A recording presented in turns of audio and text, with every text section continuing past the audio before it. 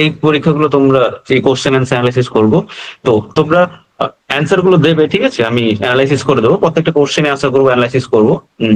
চামনি সেখানে দেখো ফার্স্ট কোশ্চেনটা ছিল, in India the national curriculum framework for teacher education, নামটা মাথায় রাখবে, এনসিএফটি 2009 হয়েছিল, ঠিক আছে।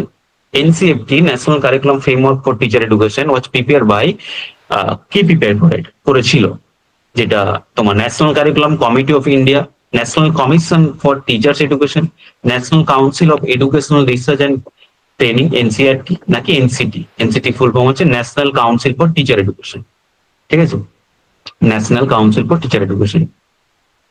তো কি হবে না, বুঝতেই পারছো যে হ্যাঁ, যে তোমরা বুঝতেই পারছো যে এনসিএফটি যেখানে টিচার এডুকেশন আছে, এরকম কোনো অপশন পেলে তোমরা অবশ্যই ন্যাশনাল লেভেলে তোমরা কিন্তু এনসিটি মেরে আসবে, ঠিক আছে, এনসিটি হবে, ওই নিয়ে কোনো সন্দেহ নেই, কারণ যেহেতু তোমার national curriculum framework for teacher education দেওয়া আছে। তো সেখানে যে একটা ম্যাটার মাথায় রাখবে, যে এখান থেকে অনেক সময় কোশ্চেন দেয় যে এই টাইটেলটা কি ছিল, যে এনসিএফটি মানে তোমার 2009 national curriculum framework for teacher education, যে এটা যখন গঠিত হয়, তো এর তো মানে তোমার কি বলে যে টাইটেলটা কি ছিল, বলতে পারবে টাইটেলটা কি ছিল, এর ফুল টাইটেলটা কি ছিল? টুয়ার্ডস, বলা যাবে? টুয়ার্ডস মানবিক শিক্ষণ প্রস্তুতি, বাংলাতে যেটা বলে towards enrichment profession and human teacher, towards preparing professional and human teacher, ঠিক আছে, এই টার্মটা মাথায় রাখবে, কারণ এখান থেকে তুমি এই জায়গাটা থেকে মানে ভাস্টলি কোশ্চেন দেয়, ভাস্টলি বলতে ভুল, মানে মেনলি যে টার্মটাতে কোশ্চেন দেয় টাইটেলটা থেকে, এইরকম এক্সামের কোশ্চেন গুলো এগুলো পড়ে, যে টাইটেলটা কি ছিল। এবার নেট সেটেও এগুলো দেয়, যে towards preparing professional and human teacher, মাথায় রাখবে, ঠিক আছে। যেখানে তোমার অনেকগুলো চ্যাপ্টার ছিল, যে প্রায় তোমার বলতে পারো যে 6টা মতো চ্যাপ্টার ছিল, সেই 6টা চ্যাপ্টারে ভেরিয়াস পার্টে ডিসকাশন হয়, যে তোমার ফার্স্ট পার্টে যেমন ছিল যে কনটেক্সট কি হতে পারে, তোমার একটা কারিকুলাম যে হবে, যে স্পেশালি এনসিএফটি কোন লেভেল কারিকুলামটা তৈরি করে আমাদের, কোন লেভেলে? সেন্ট্রাল লেভেলে, সেন্ট্রাল অল ওভারই মেনটেন হয়, যেখানে কতগুলো চ্যাপ্টার ছিল, যে প্রত্যেকটা চ্যাপ্টার তোমার কি কি হতে পারে, যে 1 2 3 4, যেখানে তোমার যে কনটেক্সট তোমার কোন এরিয়া থেকে হয়, বা এনসিটি বা মানে টিচার এডুকেশনের বেসিক এইমস কি ছিল, বা এটা গড়ে ওঠে কেন, তার নামটাই যে বুঝতে পারছিলে, যে হিউম্যান টিচার, যে একটা একজন ভালো বাংলা বললো কি মানবতাবাদ বললো, তাই তো স্যার? ওই টাইটেলটা আরেকবার বলুন। হ্যাঁ স্যার, পেশামূলক মানবিক শিক্ষক প্রস্তুতি। হ্যাঁ মানে অ্যাকচুয়ালি এই বাংলাগুলো তো কি বলে যে জেনে নেবে, কিন্তু মেন হচ্ছে তুমি যদি ইংলিশটা মাথায় রাখো, বাংলা চেঞ্জ হতে পারে, যেটা হচ্ছে তোমার টুয়ার্ডস, কি বললাম মনে আছে, টুয়ার্ডস, তারপর towards preparing professional and human teacher, towards preparing professional and human teachers, professional and human teacher, ঠিক আছে, ওগুলো মাথায় রাখবে একটা। এখান থেকে এই কোশ্চেনটা কিন্তু তুমি পেতে পারো, ওই নিয়ে কোনো ডাউটফুল নেই, যে টাইটেলটা যেটা ভার্সলি আসতে পারে আমি বলে যাচ্ছি। আচ্ছা, এটা একটা উক্তি, এইরকম উক্তি তোমাকে পড়তে হবে অনেক, এটা একটু মাথায় রাখবে, এইরকম উক্তি তোমাকে অনেক কিছু পড়তে হবে। তো এই উক্তিগুলো কিন্তু ইম্পর্টেন্স, এটা একটু বলা, যে ওই উক্তিগুলো কিন্তু ইম্পর্টেন্স, যে এরকম অনেক উক্তি তোমরা পাবে বিভিন্ন ফাউন্ডারের, যেগুলো তোমরা পড়ে রাখবে, আর এই উক্তি তুমি একটা বা দুটো পাবেই পরীক্ষায়, যে কোনো লেভেল থেকে উক্তি, যে কোনো জায়গা থেকে। স্পেশালি তোমরা যে এডুকেটার্স গুলো পড়বে না বা পড়েছো, সেইখান থেকে তাদের যে ভাবধারাগুলো, যে ভাবধারাগুলো ভালো করে পড়ে নেবে, সে ভাবধারাগুলো বুঝতে পারলে তারা কি বলতে চেয়েছিল একটু সেটা ধরে নিতে পারো, ঠিক আছে। তো এটা কি হতে পারে, যে শিক্ষার্থী যা কিছু শেখে তাই হলো পাঠ্যক্রম, উক্তিটি কার? এইরকম উক্তি, তোমাকে কোনো ডিসকাশন নেই, যিনি বলে গেছেন তার ভাবধারা, কিছু নেই এগুলো। এটা খুব সুন্দর কোশ্চেন আছে এখানে, দুটো বিবৃতি লেভেলে, যে এরকম বিবৃতি তুমি পেতে পারো, খুব একটা দেয় না, এরকম এলে হার্ডলি তুমি এরকম বিবৃতি একটা বা দুটো পেতে পারো, আবার বলা যায় না, ঠিক আছে। তো কি এরকম বিবৃতি না, বিবৃতি 1 অ্যাসাসিন রিজনিং বলা, যে পাঠ্যক্রম, আচ্ছা Bangla, the academic approach to curriculum construction is not much welcome by curriculum developers, কারণ কি, because the academic approach curriculum has less scope for practical in nature. ভালো করে বোঝার চেষ্টা করবে।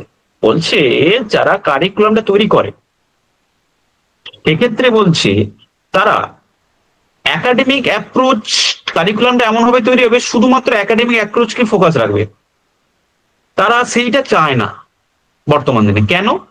কারণ হচ্ছে কারিকুলাম অ্যাপ্রোচ যদি শুধু ফোকাস রাখি আমি একটা জায়গায়, তাহলে সেটা প্র্যাকটিক্যাল ইমপ্লিকেশনের কোনো সুযোগ থাকবে না, সেটা প্র্যাকটিক্যাল ইমপ্লিকেশনের কোনো সুযোগ থাকবে না বাস্তবে। ঠিক আছে, তো এই রকম একটা তোমার বিবৃতি তুমি যে বলে যে দুটো কি ট্রু নাকি একটা ভুল, একটা ঠিক, নাকি অ্যাসাসিন ভুল, রিজনিং ঠিক, নাকি তোমার যে অ্যাসাসিন বলতে এ আর রিজন বলতে আর কে ধরা হয়, ঠিক আছে, নাকি দুটো বেসিক কারণ এরকম ধরা হয়। তো এটা কি হতে পারে না, দুটো হচ্ছে বেসিক কি, দুটোই সত্যি, তাই না? কারণ যদি আমি শুধু একাডেমিক অ্যাপ্রোচটাকে ফোকাস রাখি একটা কারিকুলামে, তাহলে সেইটা কি হবে, আমাদের যে কারিকুলাম প্র্যাকটিক্যাল যে ইমপ্লিকেশন সেটা লেস হয়ে যাবে, তাই না? এটা আমাদের একটা শুধুমাত্র ট্র্যাডিশনাল নলেজ হবে, থিওরিটিক্যাল নলেজ হবে, প্র্যাকটিক্যাল নলেজ কোনোদিনও হবে না। সেটা তাহলে সি হচ্ছে অ্যান্সার।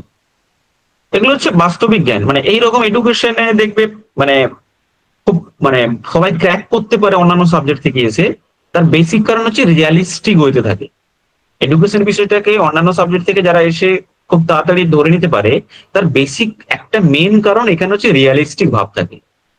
এই জিনিসটা হচ্ছে, এইগুলো বুঝতে হবে, আর কিছু না। এগুলো তোমাকে কেউ পড়াবে না, এগুলোকে জানাবে না, এগুলো তোমার নলেজ, মানে তোমার আইডিয়া, তোমার আন্ডারস্ট্যান্ডিং, তার উপর বেস করে কোশ্চেন।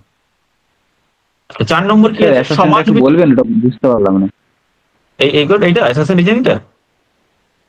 হ্যাঁ স্যার, অ্যাসাসিনের স্যার ফার্স্ট স্টুডেন্টের ফার্স্ট স্টেটমেন্ট বলছে academic approach to curriculum construction is not much. বর্তমান দিনে কারিকুলাম ডেভেলপার্স, বর্তমান দিনে কারিকুলাম ডেভেলপার যারা হয় তারা বলছে একাডেমিক অ্যাপ্রোচটাকে শুধুমাত্র কারিকুলামে ওয়েলকাম করতে চাইছে না।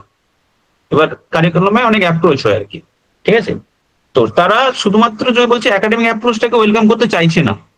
কেন চাইছে না? কারণ একাডেমিক অ্যাপ্রোচটা রাখলে শুধুমাত্র তোমার থিওরিটিক্যাল নলেজ হবে, প্র্যাকটিক্যাল নলেজ কি হবে? না স্যার। না। সেইটা চেয়েছে এখানে, আর কিছুই না, বুঝতে পারলে? এই অ্যাপ্রোচ দেখো, অনেক অ্যাপ্রোচ আছে, লাস্ট দেখিয়ে দেবো তোমাকে, এইখানে পিপিটি দেখিয়ে দেবো আমি, নাহলে এখন কি আছে দেখাচ্ছি, ধরো দেখাচ্ছি, তোমরা এই কোশ্চেন অ্যান্সার তো দেখাচ্ছি 4-এরটা।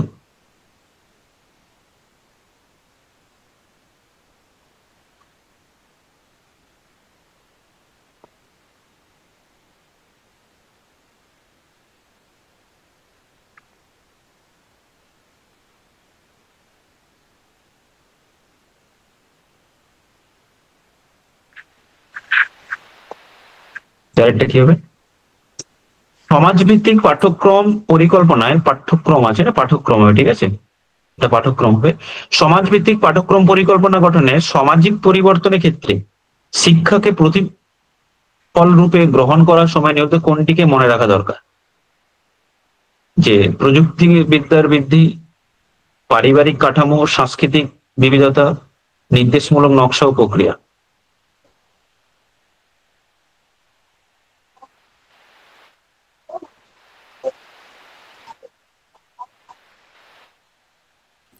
স্যার অপশন 4 যেটা আছে, মানে নির্দেশমূলক নকশা এবং প্রক্রিয়া, এটা একটু বুঝিয়ে দেবেন। নির্দেশমূলক নকশা মানে কি বলতো, যে এটার ইংলিশ হচ্ছে instructional design and process. Instructional design and process বলছে যে সমাজভিত্তিক পাঠ্যক্রম পরিকল্পনা গঠনে, সমাজভিত্তিক পাঠ্যক্রম পরিকল্পনা গঠনে সামাজিক পরিবর্তনের ক্ষেত্রে শিক্ষাকে প্রতিফল রূপে গ্রহণ করার সময়, এইটার মানে বুঝতে পারলে, কোশ্চেনটা মানে বুঝতে পারলে, হ্যাঁ কিনা? না স্যার বুঝিনি, একবার বলে না দিন। স্যার। কোশ্চেনটা মানে বোঝনি? ঠিকঠাক ভাবে বুঝি। ওয়েট বলেছে সমাজভিত্তিক পাঠ্যক্রম পরিকল্পনা গঠনে। তাহলে আমরা একটা কারিকুলাম বানাতে চাইছি, বা আমরা এমন একটা কারিকুলাম বানাবো যেই কারিকুলামটা কেমন, কার বেসিসে হবে, কাকে ফোকাস রাখবো আমরা? সোসাইটি, সমাজকে। সমাজকে। সমাজ। হ্যাঁ তোমাদের সিলেবাসে মেবি আছে, আছে না নেই এইটা? স্যার আছে। আর কোথায় আছে, কোথায় আছে?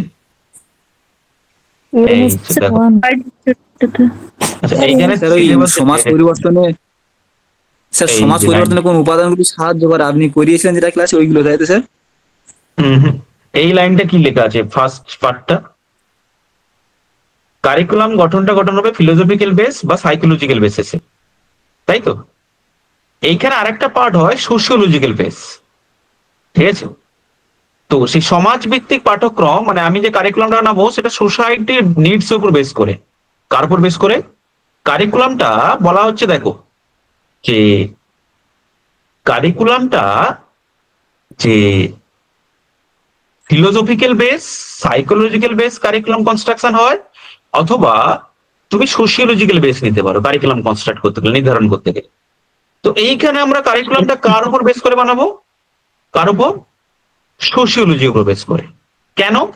কারণ বলছে যদি আমি সমাজভিত্তিক পাঠ্যক্রম পরিকল্পনা গঠন করি, সেই গঠনে সামাজিক পরিবর্তনের ক্ষেত্রে, কারণ কি সোসাইটাল সমস্ত প্রবলেম, দেখো সোশিওলজিক্যাল বেস অফ কারিকুলাম মানে কি, যে সোসাইটিতে যা হয় সমস্ত প্রবলেমকে ওভারকাম যাতে করা যায় সেই মতো করে আমি এডুকেশনটা বানাবো। আমরা জানি এডুকেশন হচ্ছে মেন পার্ট, বা সোসাইটি চেঞ্জ করতে গেলে, সমাজ চেঞ্জ করতে গেলে শিক্ষার দরকার। তো আমি এডুকেশনটা বানাবো বা আমার কারিকুলামটা যে কনস্ট্রাক্ট করবো সেটা সোশিয়ালিটি বেস করে, মানে সোশ্যাল নিডস কে উপর বেস করে। তো সেক্ষেত্রে বলছে তার একটা কারণ হচ্ছে কি সামাজিক পরিবর্তনে সহায়তা করবে। সেক্ষেত্রে বলছে শিক্ষাকে প্রতিফলরূপে গ্রহণ করার সময় কোনগুলো তোমাকে মনে রাখতে হবে, কোন কোন উপাদানগুলোকে তোমাকে স্ট্রিক্টলি ফলো রাখতে হবে, যেগুলো রাখতেই হবে। সোশিওলজিক্যাল বেস মাথায় রাখো। তো কোনগুলো সোশিওলজিক্যাল বেসের মধ্যে পড়তে পারে? প্রযুক্তি, টেকনোলজি সোসাইটাল বেস, হ্যাঁ কি না? বর্তমানে সোসাইটিতে পারিবারিক কাঠামো, সাংস্কৃতিক কালচার, আমাদের এগুলো কি, এগুলো সোসাইটাল নিডস। এইটা আশা করি তোমরা পড়েছো, সোসাইটাল যে তোমরা পড়ে, এখন না পড়ে আগে পড়ে এসছো, পড়োনি এগুলো? যে sociological base of curriculum, philosophical base, যেমন তোমরা আইডিয়ালিজম, রিয়ালিজম, বেসিক্যালি কনস্ট্রাকটিভিজম, এইসব ভাবধারাকে নিয়ে সোশিয়োলজি মানে কারিকুলামটা গঠন করা হয়। যে একটা কারিকুলাম গঠন করতে গেলে দেখবে তার শিক্ষার লক্ষ্য কি হবে, শিক্ষার পাঠ্যক্রম কি হবে, শিক্ষার মাধ্যম কি হবে, এগুলো আমরা দেখি না? এগুলো কি ফিলোসফিক্যাল বেস উপর গঠিত হয়। তো সেই রকমই সোশিওলজিক্যাল বেস। তো সোশিওলজিক্যাল বেস গুলো কি কি, কোন দিকগুলো এবার বুঝতে পারলে এখানে কি চেয়েছে? না বোঝা গেল? হ্যাঁ ওইটাই চেয়েছে। ওই চারটা পয়েন্ট বুঝতে পারছি। পারিবারিক যে আর 4 নম্বর পয়েন্টটা বলছি, কাঠামো যেটা বলছে, তো ওইটা পারিবারিক কাঠামো পাঠ্যক্রমে ওটা আমি বুঝতে পারলাম না, যে ওইটা কেন, মানে পারিবারিক কাঠামোটা কেন দেখবো? বলতে পারো? এবার পারিবারিক কাঠামো এখানে কোন সেন্সে দিয়েছে সেটা তোমাকে বুঝতে হবে। পারিবারিক কাঠামোর ইংলিশটা কি হতে পারে, যে তোমার ফ্যামিলি রিলেটেড, তাই তো? Family structure.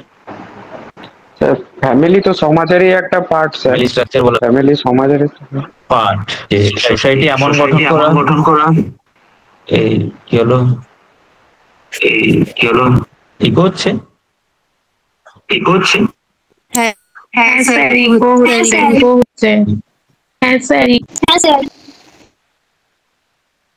হ্যাঁ বুঝতে পারছি। আচ্ছা পারিবারিক কাঠামো কেন? কারণ সোসাইটির মধ্যে আমার ফ্যামিলিটা ইনক্লুড আছে, তার জন্যই কাঠামোটা দিয়েছে, আর কিছু নেই এখানে এই সেন্সে। বাট ইনস্ট্রাকশনাল প্রসেসটা সেটা কোথায় হয়? ইনস্ট্রাকশনাল প্রসেস বা ইনস্ট্রাকশনাল ডিজাইন আমরা কোথায় করি? হ্যাঁ, family is a unit of society, অবশ্যই, ভেরি গুড। ইনস্ট্রাকশনাল ডিজাইন মানে কি? যে এই যে তোমাকে আমি পড়াতে আসবো সেটা যেন একটা নকশা করে আসা, ডিজাইন করে আসা, তার একটা প্রসিডিউর ভেবে আসা, কি পড়াবো কি হবে, এটা ইনস্ট্রাকশনাল ডিজাইন বলা হয়। তো সেটা সোসাইটাল মানে ইনস্ট্রাকশনের মধ্যে পড়ে না খুব একটা, ঠিক আছে?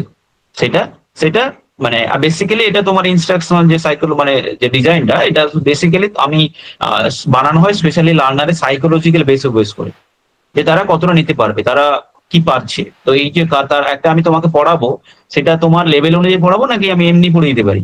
নিশ্চয়ই লেভেল অনুযায়ী তোমার কন্টেন্ট প্রোভাইড করবো, তাই না? আচ্ছা, হুম, বুঝতে পারলে কি না? ঠিক আছে, হ্যাঁ হ্যাঁ। তার জন্য কোনটা হবে? তাই তো। এখানে উত্তর হবে বি। হ্যাঁ। নেক্সট পার্ট বলো 5। পাঠ্যক্রম পরিবর্তনে নির্মিত কোন উপাদানগুলি প্রভাব বিস্তার করে? এই এই দেখো দেখো, যেটা একটু আগে বলেছিলাম, কারিকুলাম কনস্ট্রাকশন করতে গেলে বা কারিকুলাম চেঞ্জ করতে গেলে তোমাকে কোনগুলো মাথায় রাখতে হবে। এগুলো হচ্ছে প্রোডাক্টটা। এগুলো এটা মেবি তোমার নেটে কোনো কোশ্চেন এসেছিল।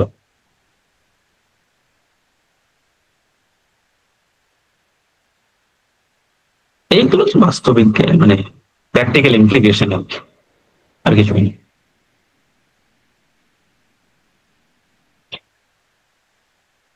জ্ঞানের প্রসারণ, সম্প্রসারণ বা বৃদ্ধি, প্রযুক্তিবিদ্যার পরিবর্তন, ব্যক্তিবর্গের চাহিদা ও প্রত্যাশা, জীবিকা, নিয়োগ, দক্ষ শিক্ষকের উপস্থিতি।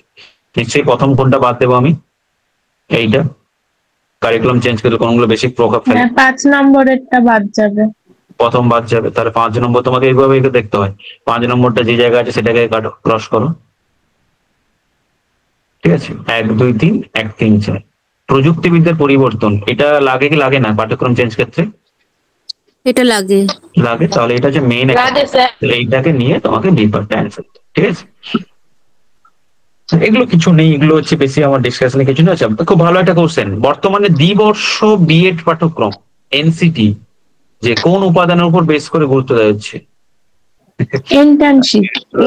এগুলো ইংলিশটা হলে বেশি বুঝতে পারতেন, না আমি বুঝতে পারতাম তোমাদের থেকে বেশি।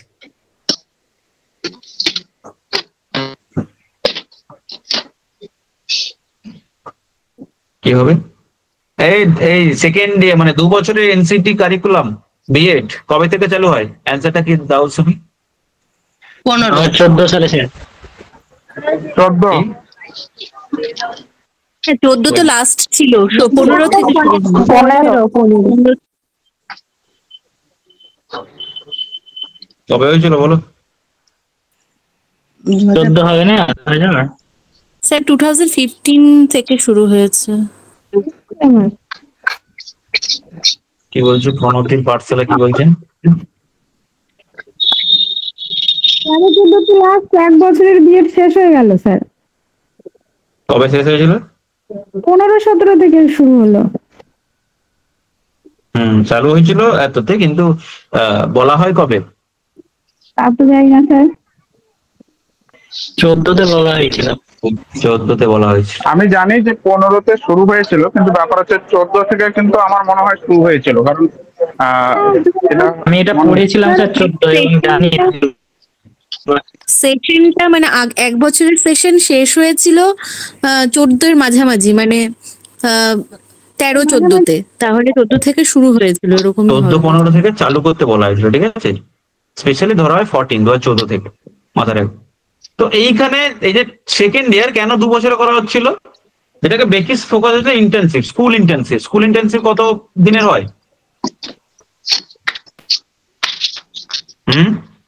কত দিনের? 3 মাস স্যার, 3 মাস। 3 থেকে 4 মাস হয়, ঠিক আছে? তো এইটা যদি 1 বছরের ক্ষেত্রে যদি 4 মাস আমি তোমার ইন্টার্নশিপকে দিয়ে দিই, তাহলে আর বাকি তারা কতটুকু পড়বে? তো তার জন্য এইটা আনার জন্য এই 2 বছরের বিএডটাকে বেশি ফোকাস রাখা হয়েছিল, যে 2 বছর করার মেন কারণ হচ্ছে ইন্টার্নশিপটাকে বাড়ানো, প্র্যাকটিক্যাল। আর আমি তো এর ঘোর বিরোধী। আমি তো মনে করি বিএডটা চাকরি পাওয়ার পর করা উচিত, দিলে সবাই বিএডটাকে বিএড মতো নেবে। আপনি ঠিক কথা বলেছেন। একদম স্যার। স্যার 1 বছরের বিএড এর সুপারিশ কোন কমিশনে করা হয়েছিল? সেগুলো এসব কমিশন কি স্যার এটা বলেছিল? 2005 হবে না স্যার? 2005 বলতে বললাম যে বলা হয়েছিল মানে এর মধ্যে কোন 1 ইয়ার বিএড উনি কোশ্চেন করলেন, 1 ইয়ার বিএড কোন কমিশন রেকমেন্ড করেছিল? তো আপনার কোশ্চেন এটাই ছিল, তাই তো? 1 ইয়ার বিএড কোন কমিশন রেকমেন্ড করেছিল? স্যার অশোক মিত্র কমিশন। অশোক মিত্র। অশোক মিত্র কমিশন, আচ্ছা। আর কেউ? স্যার আমার তো মনে হয় মোদারিয়ার কমিশন। আমার তো মনে হয় 86, 1986। ঠিক আছে, অশোক মিত্র। আচ্ছা, আপনার কোশ্চেনটা আমি নোট ডাউন করলাম, আমি দেখবো, ঠিক আছে, আমি অ্যাপ্রোপ্রিয়েট অ্যান্সারটা দিয়ে দেবো। ও ভালো কোশ্চেন, এই কোশ্চেনটা যারা আর একটু কোশ্চেন ইয়েগুলো আমি জানাবো। তাদেরটা কি হবে, আপনার কোশ্চেনটা আমি বলে দিচ্ছি একটু করে, আমি মানে দেখবো আর কি, ঠিক আছে। তাদেরটা কি হবে?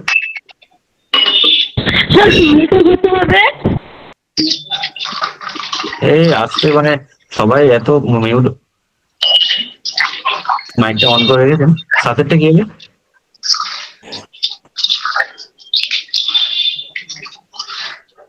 মাইক অন করে রেখেছি। মাইক গুলো অফ করুন।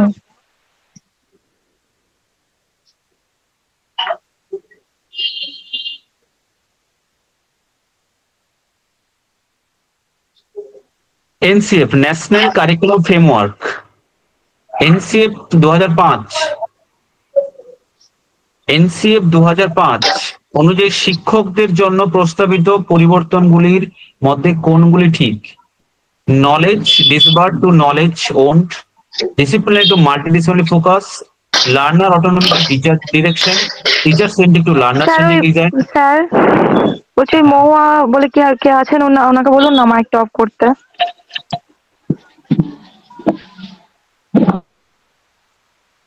আচ্ছা, এটা অ্যান্সার কি হবে? আচ্ছা, এনসিএফ 2000 কত সাল পর্যন্ত চলেছিল, কারো মনে আছে? এনসিএফ কত সাল পর্যন্ত পড়ে চলেছিল? আপনারা অনেক সময় দেখবেন যে কত,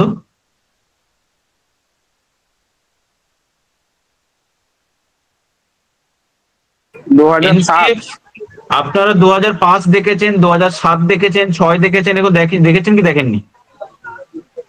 তাহলে কোনোদিন মনে কোশ্চেন আসেনি যে কেন এনসিএফ 2006, 2007, এগুলো কোশ্চেন আসেনি? আমরা প্রত্যেক বেশিরভাগ বছর চেঞ্জ হতো। চেঞ্জ হতো, হ্যাঁ, এটা একটা পার্ট, বাট আমরা পড়ি কি, কোথাও দেখি এনসিএফ 2005, আবার কোথাও দেখি এনসিএফ 2007, দেখি কি দেখি না? হ্যাঁ দেখি। দেখি। তাহলে টোটাল ভারতবর্ষে কতগুলো আফটার ইন্ডিপেন্ডেন্স কতগুলো এনসিএফ হয় জানা আছে? টোটাল কতগুলো এনসিএফ হয়? না, সেটা সেইভাবে কাউন্ট করিনি। একটা 1975-তে হয়, একটা 1988-এ হয়, একটা এনসিএফ 2000 হয়, একটা 2005 হয়, লাস্ট কবে হয়েছিল? লাস্ট কবে হয়েছিল? 2007 এই 2009 সুন্দর করে পড়ে যাবেন এইটা, ঠিক আছে, একবার দেখে যাবেন, ভালোর জন্য বললাম একবার। কততে? 2023। 2023 national curriculum framework for teacher education চলে এসেছে, ঠিক আছে। তো এই যে 1975, 1988, 2000, 2005, 2023 কোশ্চেন আসতে পারে কতগুলো টোটাল ভারতবর্ষে এনসিএফ হয়। তো এই 2005 কে 2000 আপনি 7 দেখবেন, 6 দেখবেন, 8 দেখবেন, টোটাল 4 বছর চলেছিল, ঠিক আছে। একটা টার্গেট পিরিয়ড নেওয়া হয়েছিল, টার্গেট পিরিয়ড 2005 থেকে নেওয়া হয়েছিল 2008, বাট সেটা 2009 পর্যন্ত চলে, সেটা 2009 পর্যন্ত। দেখবেন আপনি প্রত্যেকটা ইয়ারে এনসিএফ এর রেকমেন্ডেশন গুলো আলাদা আলাদা আছে, 2005-এ আলাদা আছে, 6-এ একটু আলাদা আছে, 7-এ একটু আলাদা, স্কুল একটু হাই এডুকেশন এরকম, 9-এ কি ওটা ডিসক্লোজ মানে বন্ধ হয়। এবং এটা রিজলভ বন্ধ হয়ে গেছিল কত সালে জানা আছে পুরোপুরি?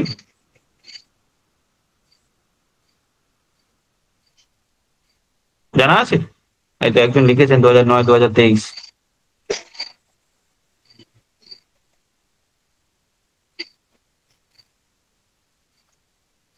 কেউ কিছু বলছেন? 2023-এ নয়,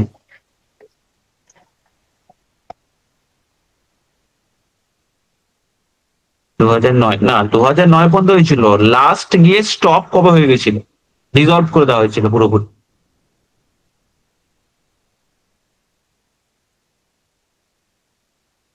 জানা নেই? একজন বলছেন 2009।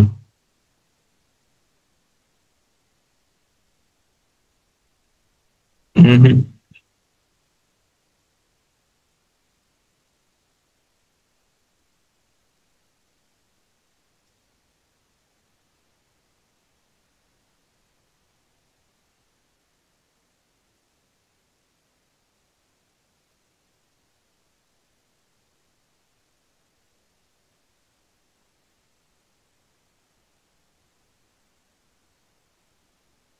2014 থেকে শেষ হয়ে যায়, ঠিক আছে, ওটাকে ডিসলভ করে দাও। তো এটা কি হবে এনসির 2005 অনুযায়ী, তাহলে কোন পরিবর্তনগুলো? খুব সহজ কোশ্চেন, এই কোশ্চেনের অ্যান্সার দেওয়াটা ভীষণ সহজ। যে আপনার নলেজ ডিসপার টু নলেজ ওন্ড, জ্ঞান বিতরণ থেকে জ্ঞান অর্জনের দিক। ডিসিপ্লিনারি টু মাল্টিডিসিপ্লিনারি ফোকাস, এটা হবে কি হবে না? বি হবে কি হবে না? ডিসিপ্লিনারি টু মাল্টিডিসিপ্লিনারি ফোকাস, হবে স্যার। হবে। হবে হবে হবে। Learners autonomy to teacher directed, এটা কি হবে? লার্নার স্বাধীনতা দেওয়ার থেকে শুধুমাত্র টিচার ডিরেকশন দেবে, এটা হবে না।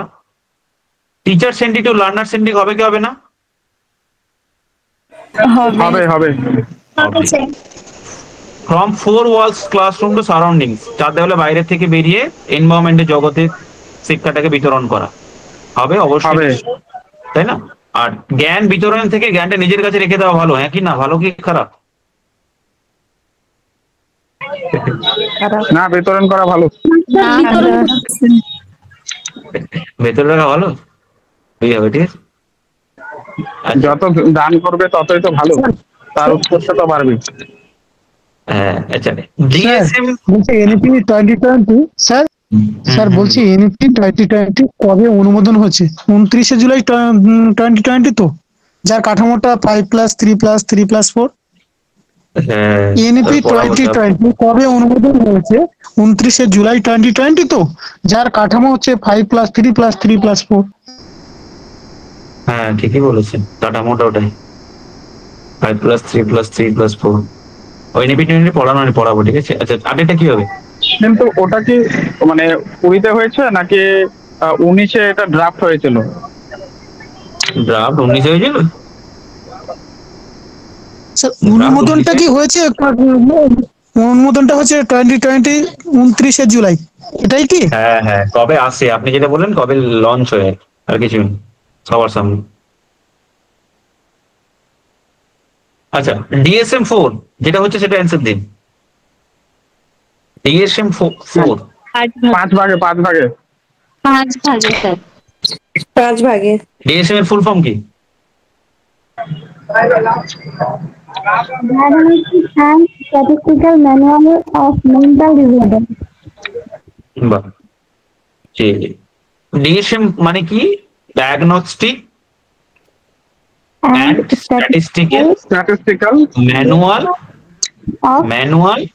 of of Mental Disorder. mental কি? হ্যাঁ স্যার। ডিসঅর্ডার। ফোর্থটা মানে কি? ফোর্থ মানে কি? ফোর্থ মানে কি?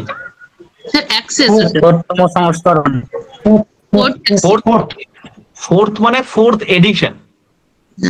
ফোর্থ মানে ফোর্থ এডিশন। ঠিক আছে, যেটা কারা করেছিল, কারা নিয়ে আসে?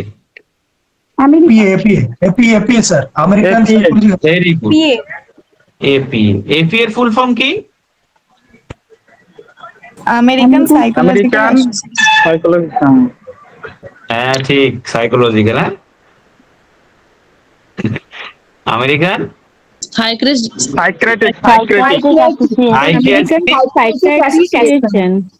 Very good, American psychiatric association. যেটা কত সালে আসে এই এডিশনটা, ফোর্থ এডিশনটা? 1994। Very good.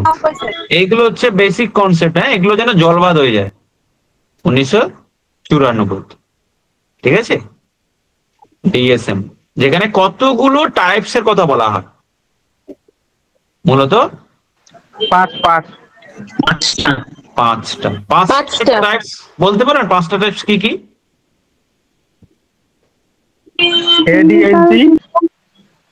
Axis 2 তে personality disorder, Axis 3 তে Axis 4 এ পরিবেশগত সমস্যা, আর 5 এ হচ্ছে গ্লোবালি একটা 3 মনে পড়ছে না।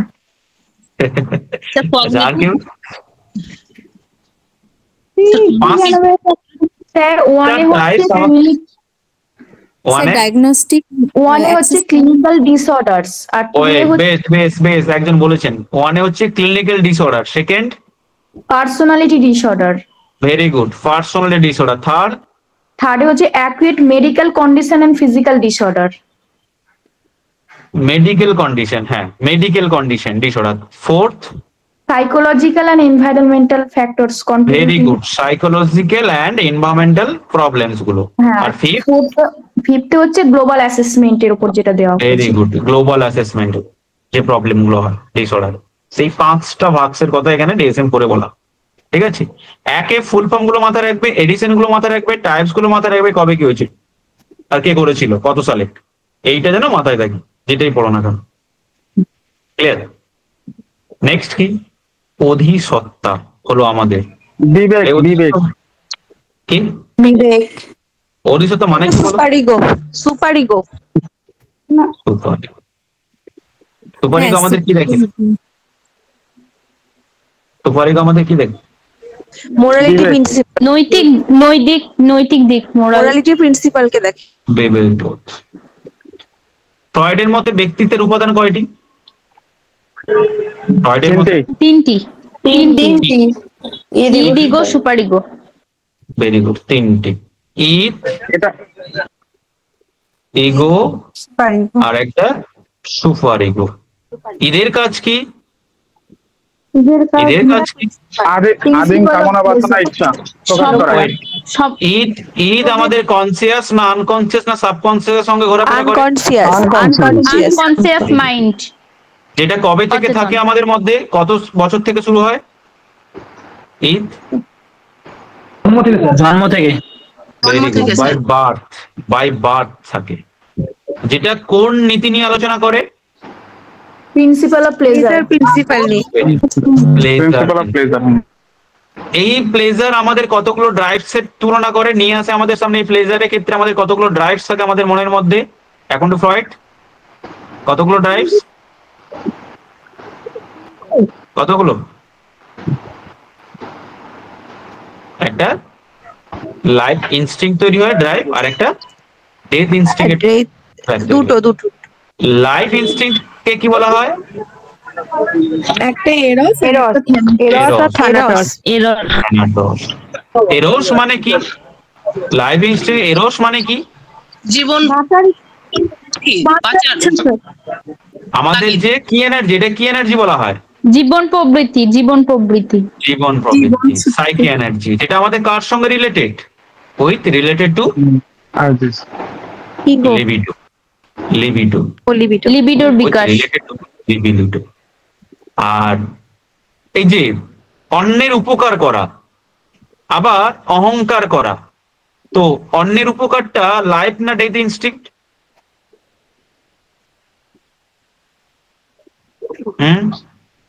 স্যার বুঝলাম না কোশ্চেনটা। লাইফ। যদি আমি তোমাকে বলি যে তোমার মধ্যে যে রাগ, অহংকার, এগুলো তোমাকে উন্নতির দিকে নিয়ে যায় নাকি মৃত্যুর দিকে ঠেলে দেয়? মৃত্যুর দিকে। মৃত্যুর দিকে। আর যদি এটা কোন instinct এর মধ্যে পড়ে আমাদের? মরণ প্রবৃত্তি। তাহলে আমার মরণ প্রবৃত্তি। থ্যানাটস। মরণ প্রবৃত্তি। এইখান থেকেই আমাদের মধ্যে যেটা জন্ম নেয় সেটা হচ্ছে কি? ইগো আর সুপার। সুপার ইগোর এজ কত? কত বছর বয়স থেকে শুরু হয়? 5 বছর। 5 বছর থেকে 5 ইয়ার্স। সুপার ইগো আমাদের কি করে? স্যার কিসের 5 বছর থেকে শুরু করে ওটা আমি লিখবো। মোরালিটিটাকে দেখে। মোরালিটি। সুপার ইগোর কতগুলো টাইপস হয়? সুপার ইগোর কতগুলো টাইপস হয়? কতগুলো কম্পোনেন্ট নিয়ে গঠিত? কতগুলো? কতগুলো? জানা নেই স্যার। একটা ইগো আইডল আর একটা কনসায়েন্স। আচ্ছা থাক, বেশি যাচ্ছি না তো। স্যার এগুলো দিন একবার কি না স্যার বলে দিন আর স্যার। একটু বলুন, কারণ এগুলো প্রত্যেকটা ইম্পর্টেন্ট, বলুন আপনি। আচ্ছা কি বললাম? যে কোথায় গেল? ইগো আইডিয়ালের পর হারিয়ে গেলাম কোথায়? কোথায় গেছিলাম? সুপারিগোর ভাগগুলো বলছিলেন। সুপার ইগো, হ্যাঁ, এখান থেকে আমাদের ইয়ে তৈরি হয়, আপনার কি বলে যে অ্যাংজাইটি। তো এই ইগো আইডেল আর কনসায়েন্স। ইগো আইডেল কি করে আমাদের, কোন বিহেভিয়ার নিয়ে ডিসকাস করে বলো তো? Good behaviour. কনসায়েন্স আমাদের মধ্যে কি করে? আমাদের মধ্যে ব্যাড বিহেভিয়ার গুলোকে অ্যাওয়ারনেস করে, যে যদি তুমি খারাপ কাজ করো তাহলে তোমাকে পানিশমেন্ট দেওয়া হবে।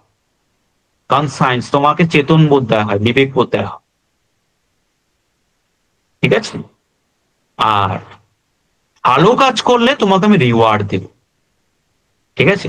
তো এইখান থেকে আরো বিভিন্ন মানে স্টেপস হয়ে ভাগ যাচ্ছে, ওইখান থেকে অ্যানা ফ্রয়েডের কনসেপ্ট চলে আসে, এই জায়গাটার পর অ্যানা ফ্রয়েডের কনসেপ্ট হচ্ছে। আচ্ছা, এইখানে কি ইগো, ইগো আমাদের কি নিয়ে ডিসকাস করে? কত বছর বয়সে ইগো শুরু হয়? 3 বছর। 3 বছর। যেটা আমাদের মধ্যে কি করে, যেটা আমাদের মধ্যে কি করে, এটা এই দুটোর মধ্যে আমাদের মধ্যে একটা ব্যালেন্স সৃষ্টি করে। ব্যালেন্স সৃষ্টি করে, তাই না? যেটা আমাদের কাকে দেখে ব্যালেন্স করে, কাকে দেখে? In concept two reality, reality, বাস্তব, যাকে বলা হয় ওয়ান টাইপ অফ মিডিয়েটর, তাই না? তো এই 3টে কনসেপ্ট একটু মাথায় রাখো, ঠিক আছে? আচ্ছা, সিজোফ্রেনিয়া একটি চিকিৎসা পদ্ধতি হলো কি? মুক্ত অনুষঙ্গ, শক therapy, drug therapy, BMC. Schizophrenia মানে কি? ভেঙে যাওয়া ব্যক্তিত্ব। ভেঙে যাওয়া ব্যক্তি মানে সিজোফ্রেনিয়া মানে কি? আপনি কোন জগতে থাকেন? কল্পনার জগতে হ্যালুসিনেশন হয় এবং ইলিউশন হয়। Very good. কল্পনার জগতে থাকেন, ইলিউশন জগতে বসবাস করেন। যে আপনি এই বাস্তব জগৎ থেকে বেরিয়ে এই ঘুমিয়ে ঘুমিয়ে ভাবি না আমি এই অ্যাসিস্ট্যান্ট প্রফেসর হয়ে গেছি, আমি প্রফেসর হয়ে গেছি, আমি আবার কেউ কেউ ভাবে যে না না পরীক্ষাটা বেশি নাম্বার দেবে, ওদেরকে 10 নম্বর পাবে, এই যে কল্পনার জগতে ভেবে নিজেকে বেকার করে দিচ্ছে, বাস্তবে সে আর থাকছে না। কেন? সে কল্পনার জগতে কেন থাকে?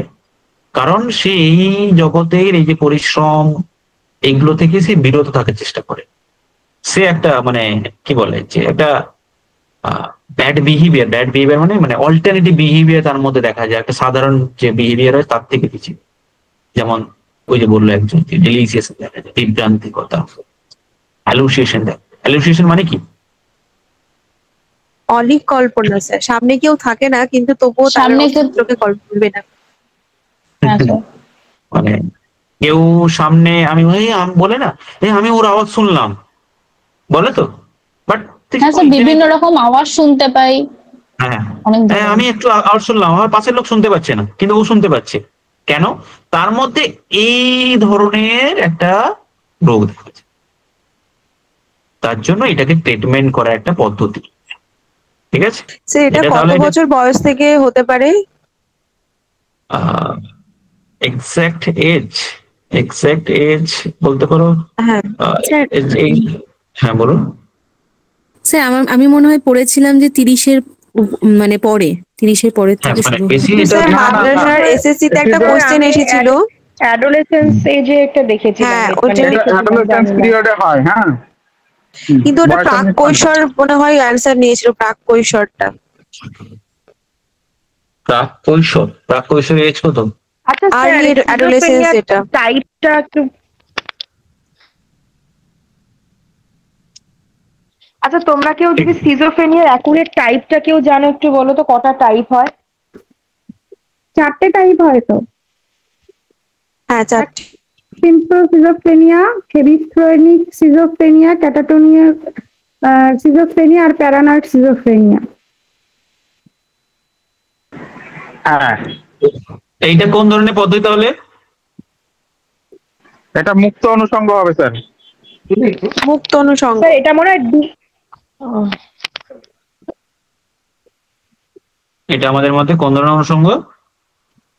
ফ্রি অ্যাসোসিয়েশন, যেটা মুক্ত। ফ্রি অ্যাসোসিয়েশন সেটা ডি হবে উত্তর। স্যার বি আর সি। ড্রাগ থেরাপিও আসবে ওর মধ্যে, ঠিক আছে? আর শক থেরাপি কি আছে? শক থেরাপি কি মানে এটার মধ্যে দেওয়া যাবে? না, শক থেরাপি কি দেওয়া যায় না, এগুলো ট্রিটমেন্ট আছে। তাহলে এটার অ্যানসারটা বি। বিআরসি হবে। মুক্ত অনুষঙ্গ হচ্ছে। বলুন তাহলে অ্যানসারটা কি মুক্ত অনুষঙ্গ হচ্ছে তো নাকি? শুনুন অ্যানসারটা ওটা মুক্ত অনুষঙ্গ নিয়েছে। কিছু বুঝতে পারলাম না, বলুন। স্যার এখানে যে অ্যানসারটা বি আর সি, তাহলে শক থেরাপি যদি না দেওয়া যায় তাহলে এখানে বি আর সি অ্যানসার কি করে হবে সেটা জিজ্ঞেস করছেন উনি। স্যার ও। শক থেরাপি তো পড়েছিলাম আমি স্যার, স্যার ড্রাগ শক আর শক থেরাপি তো দেয়। শক স্যার মকে থেরাপি একটা ডি নিয়েছিল, মকে ডি নিয়েছিল। মকে জানিচ্ছেনি। তো শক থেরাপি মানে কি? মানে এটা যেটা shock কারেন্টে শক দিয়ে করে। ইলেকট্রিক শক দিয়ে যেটা, সেটা কি? শক থেরাপি আর না ড্রাগ স্যার, থেরাপি। আসলে আমি স্যার বলবো একটু। হ্যাঁ হ্যাঁ, বলুন বলুন। শক থেরাপি ধরো কারোর কোনো কিছু ভুলে গেলে তাকে অ্যাক্সিডেন্ট করে হয়তো কোনো কিছু মানে সেটা ফের রিপিট করানো জিনিস বোঝাচ্ছে হয়তো। হ্যাঁ হ্যাঁ, মানে শক থিওরি মানে কোনো একটা কিছু ওর জীবনের একটা কিছু খারাপ একটা কিছুকে আবার রিক্রিয়েট করে মনে করানো এরকম। মানে মানে সে কোনো পুনরাবৃত্তি করানো আর কি। হ্যাঁ হ্যাঁ, মানে কারোকে কোনো ডিপ্রেশন থেকে আনা, তাই তো, ফিরিয়ে আনা। আর ড্রাগ থেরাপি মেডিসিনের মাধ্যমে এটা যেটা হয় মেডিসিন, cure করা। মেডিসিনের মধ্যে দিয়ে। মেডিসিন। তো শক থেরাপিটাও আছে, ঠিক আছে, শক থেরাপিটাও আছে। স্যার তাহলে এখানে কি মুক্ত অনুষঙ্গটা হবে না, ফ্রি অ্যাসোসিয়েশনটা? না না, ফ্রি অ্যাসোসিয়েশন তো আলাদা, ফ্রি অ্যাসোসিয়েশন তো আলাদা, ওইটা আলাদা জিনিস। ওটা কি স্যার? স্যার ফ্রি অ্যাসোসিয়েশনটা স্যার বলুন স্যার। ফ্রয়েডের থিওরিতে পাবেন ফ্রি অ্যাসোসিয়েশনের ডিমালাইসিস, ঠিক আছে। মানে সিজোফ্রেনিয়ার ক্ষেত্রে কি তাহলে মুক্ত অনুষঙ্গ আসবে না? না না না না। আচ্ছা, তাহলে ওটার অপসঙ্গ অ্যান্সারটা কি হবে স্যার? দুটোই হবে, এই দুটোই হবে, শক থেরাপি ড্রাগ থেরাপি দুটোই ব্যবহার করা হয়, ঠিক আছে। Okay sir. এই অপসঙ্গতির ইংলিশ কি? ম্যাল অ্যাডজাস্টমেন্ট মানে কি? অসঙ্গতি বিধান অ্যাডজাস্ট করতে যাদের সমস্যা হয়, মানে সঙ্গতি বিধানে যারা অক্ষম। বিদ্যালয়ে আক্রান্ত মনস্তাত্ত্বিক কথা কি, তোমাকে পরিবেশের সঙ্গে তোমার মানাতে পারো কি পারো না? মনসামাজিক। না স্যার, না পারবো না স্যার, পারবো না। বদ্ধ বাংলা হচ্ছে ওটাই।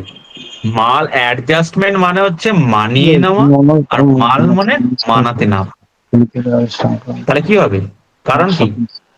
মনস্তাত্ত্বিক, মনসামাজিক, বিদ্যালয় সংক্রান্ত সবগুলি মাল অ্যাডজাস্টমেন্ট উপরে সবগুলি। এগুলো বেসিক কনসেপ্ট, এগুলো বেশি বলছি না। সঙ্গতি বিধান একটু আগেই হলো বললাম, মানে কি?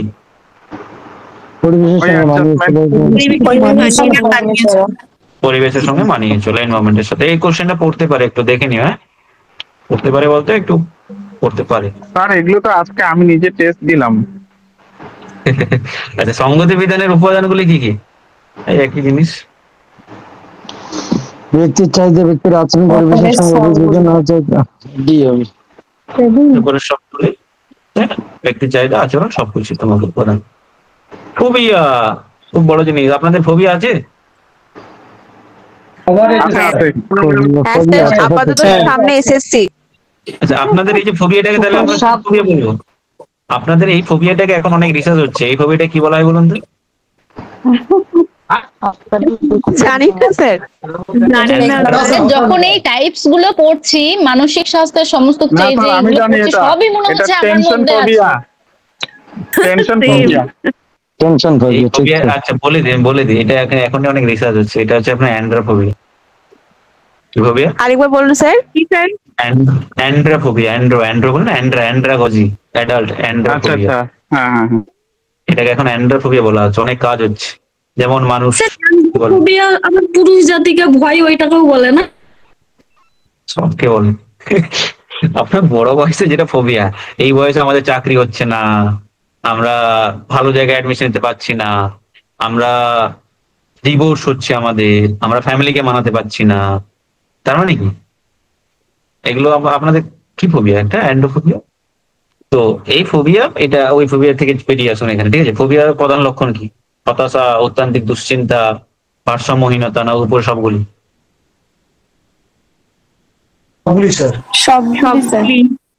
তাই তো। এই টাইপস গুলো অনেক পড়ে নেবেন, ঠিক আছে। অনেক টাইপে পড়িয়েছেন, হয়তো পড়েছো তোমরা। প্রতিরক্ষার একটি কৌশল কি? অপব্যাখ্যান। অপব্যাখ্যান। অপব্যাখ্যান। অপব্যাখ্যান। এগুলো বেশি। স্যার এর ইংলিশটা আমাকে স্যার। প্রজেকশন। প্রজেকশন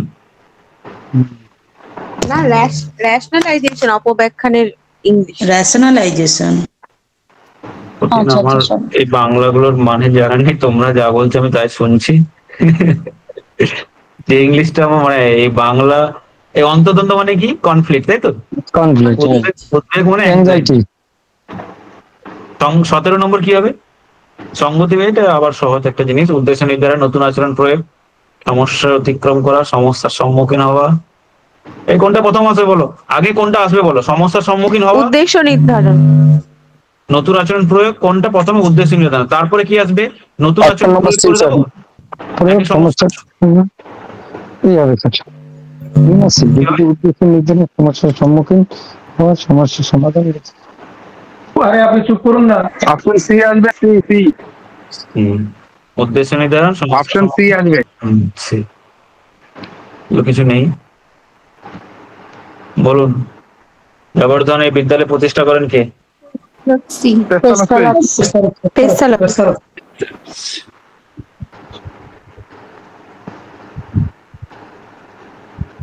নই তালিম শিক্ষা বলতে কি বোঝায়? নতুন শিক্ষা। Who is the founder of this education system? Gandhiji. Gandhiji. এটা আরেকটা কি নাম বলা হয়? ওয়ার্ধা পরিকল্পনা, বেসিক এডুকেশন, বুনিয়াদী শিক্ষা, এই ফিলোসফিটা কোন ইয়েতে বলা হয়েছিল? গান্ধীজি কবে প্রকাশ করেন? 1937 সালে ওয়ার্ধা পরিকল্পনা। হরিজন পত্রিকায়। ওয়ার্ধা সম্মেলনেও এটা প্রকাশ করা হয়েছে। ওয়ার্ধাতে, তাই তো? কনফারেন্সের নাম কি ছিল এবার বলুন? কনফারেন্স না, ওয়ার্ধা সম্মেলন, ওয়ার্ধা পরিকল্পনা। হ্যাঁ, তো যে শিক্ষানীতি ছিল সেটার কনফারেন্সের নাম কি ছিল? All India education conference. ঠিক আছে। কত খ্রিস্টাব্দে বুনিয়াদী পরিকল্পনা হয়? এটা এক্ষুনি বললাম তো। হ্যাঁ, বর্ণ পরিচয় 1855 খ্রিস্টাব্দে 13 মনে হয় 14 জুন। সেকেন্ডটা হচ্ছে 14 জুন। হ্যাঁ, ফার্স্ট এপ্রিল না 13 এপ্রিল? 13 এপ্রিল। 13 এপ্রিল। সত্যি তো? 100% স্যার। আর সেকেন্ড এডিশনটা 14 জুন।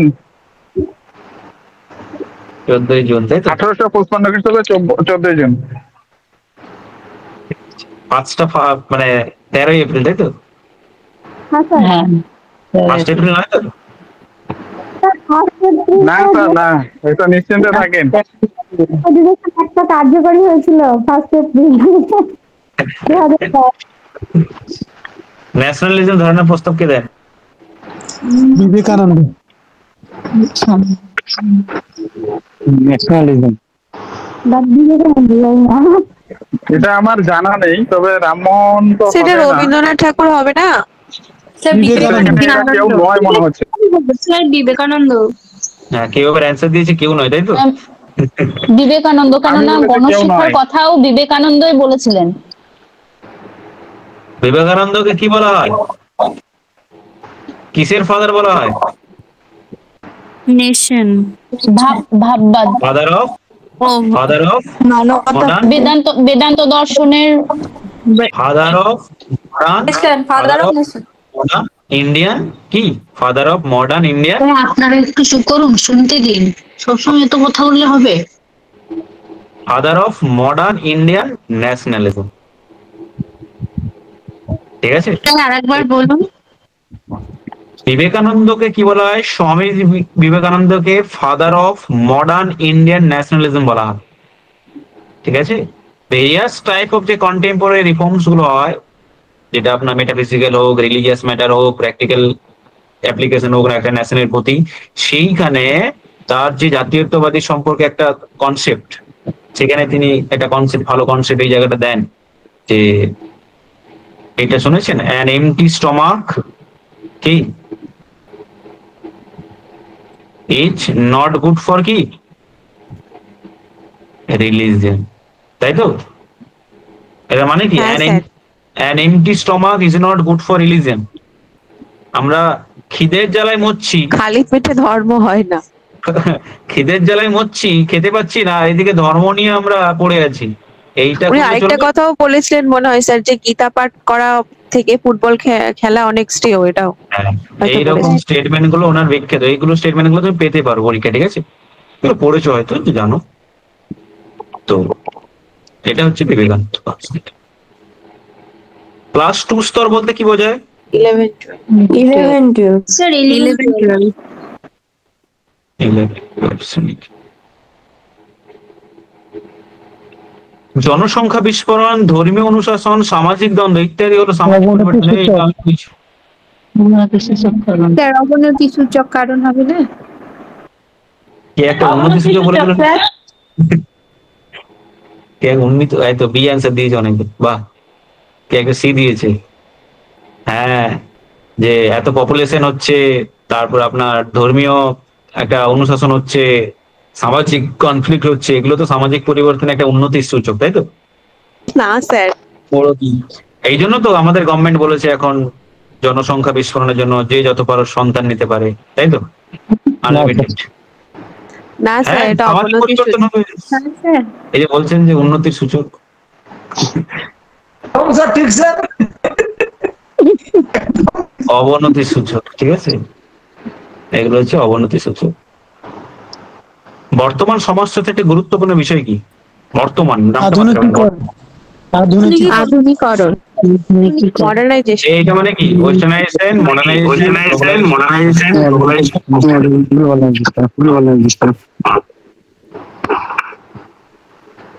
এগুলো আমি পড়িয়েছি, না বলতে পারলে শিক্ষা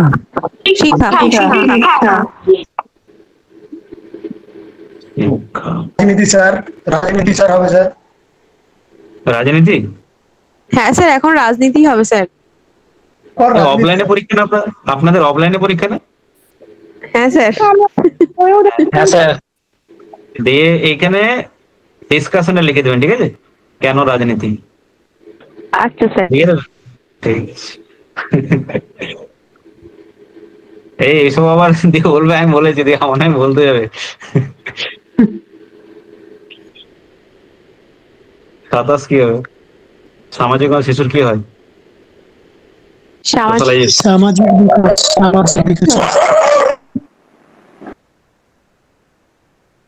সামাজিক বিকাশ, তাই তো? এগুলো হচ্ছে basic concept.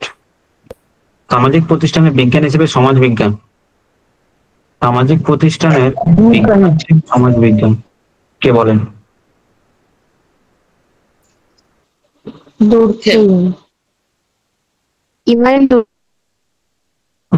Emil Durkheim. Sociology বইটা স্যার, হ্যাঁ বলুন। বর্তমান স্যার কি বলছেন বুঝতে পারলাম।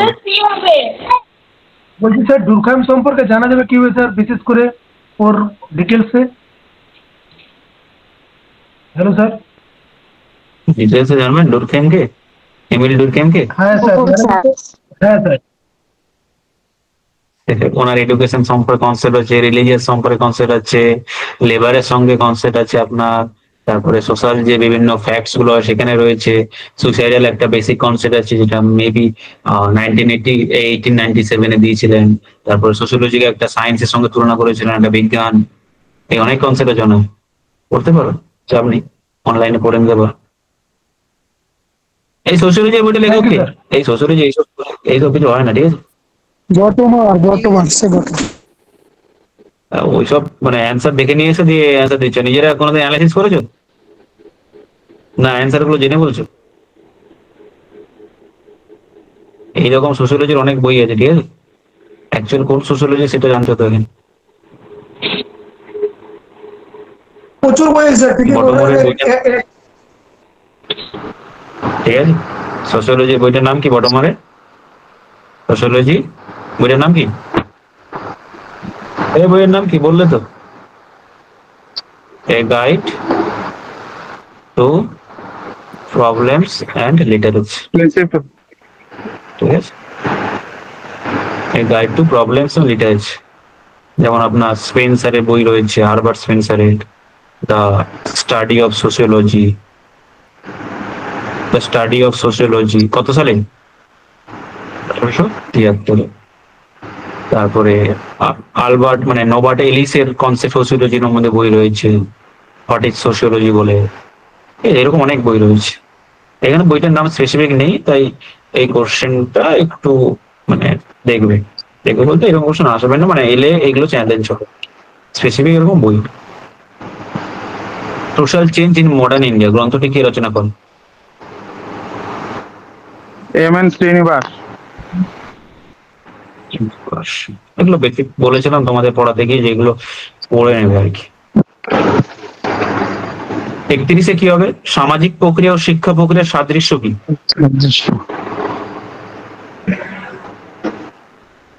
ভালো করে পড়ুন, এই মনে মনে পড়বেন, ঠিক আছে?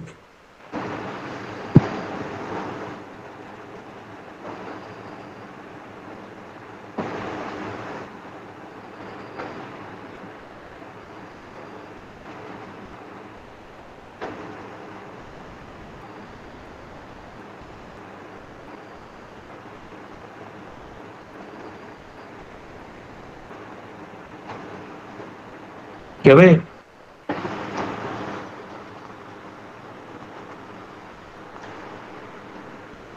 তো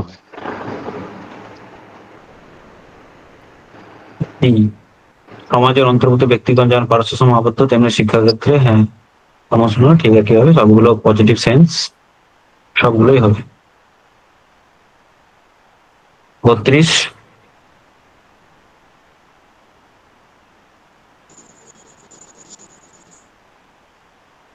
গ্রিড ক্রস সোসাইটি শ্রমিক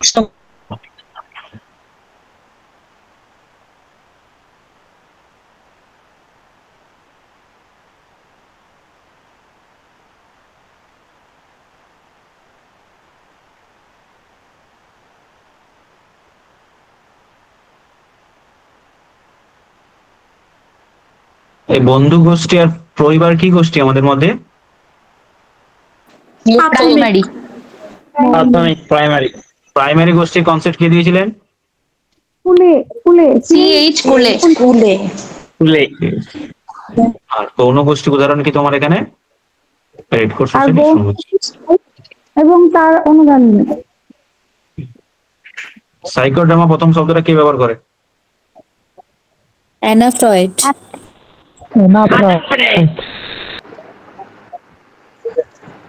জেনে বলছেন নাকি কোশ্চেন অ্যান্সার যেটা পরীক্ষা দিয়েছেন সেটা দেখে বলছেন? আচ্ছা, আমি মনে করেছিলাম আমাকে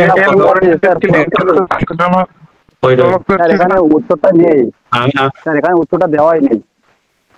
হ্যাঁ, আমি যে কথাটা বললাম যে আপনাদের আচ্ছা, একদিকে বলেছিলাম যে মোরেনো বলে একজন সাইকোড্রামা সম্পর্কে বলেছিলেন। হ্যাঁ হ্যাঁ স্যার, এটা এবার নামটা ঠিক ধরেছেন। তাহলে কি করে বলে দিলেন অ্যানা ফ্রয়েড? স্যার ওখানে মকে নিয়েছি। আরে মকের দিয়েছেন, যা দিয়েছেন মকের পরে তাহলে এই ক্লাসটা কিসের জন্য? এটা অ্যানা ফ্রয়েড হবে? হ্যাঁ বলুন। মোরেনো হবে, মোরেনো। মরেনো ফুল ফর্ম কি? জে.এল. মোরেনো। জ্যাক্রা টয়ম্যান মোরেনো, তাই তো? সাইকোড্রামা মানে কি বলুন?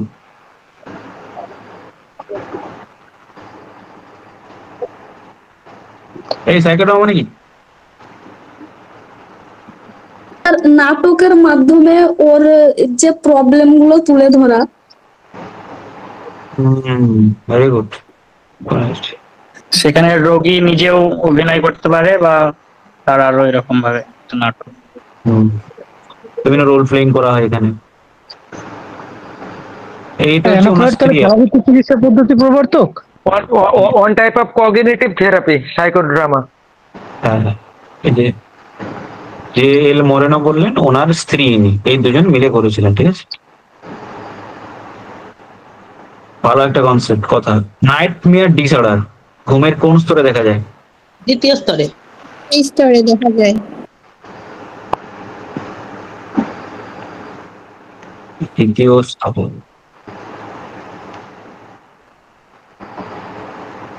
নাইট মেয়ার ডিসঅর্ডার মানে কি?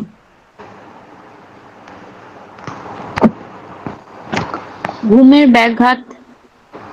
হঠাৎ স্বপ্ন দেখে ঘুম ভেঙে যাওয়া, যেটা রাত্রেবেলায়। এটা সেই স্তরটার নাম কি? স্যার প্যারানয়েড নেই স্যার, প্যারানয়েড। তিনটা হচ্ছে প্যারাসোমনিয়া, প্যারাসোমনিয়া। র্যাপিড আই মুভমেন্ট স্টেজের ক্ষেত্রে, ঠিক আছে। ঘুমের মধ্যে আমরা কি করি?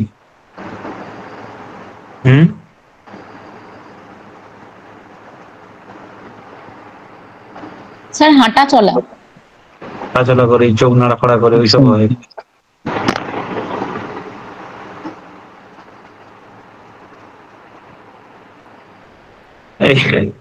এই তো হাঁটাচলা এখানে করছেন স্লিপ ওয়াকিং, আর ওখানে র্যাপিড আই মুভমেন্ট করছেন, ঠিক আছে। হাঁটাচলা বলবেন না, আই মুভমেন্ট হয়, ওর নাম হচ্ছে ওটা। স্লিপ ওয়াকিং, এটা হচ্ছে তো ডিসঅর্ডার ঘুমের মধ্যে। প্যারাসোমনিয়া বি। প্যারাসোমিয়া, তাই তো? প্যারাসোমিয়া মানে কি?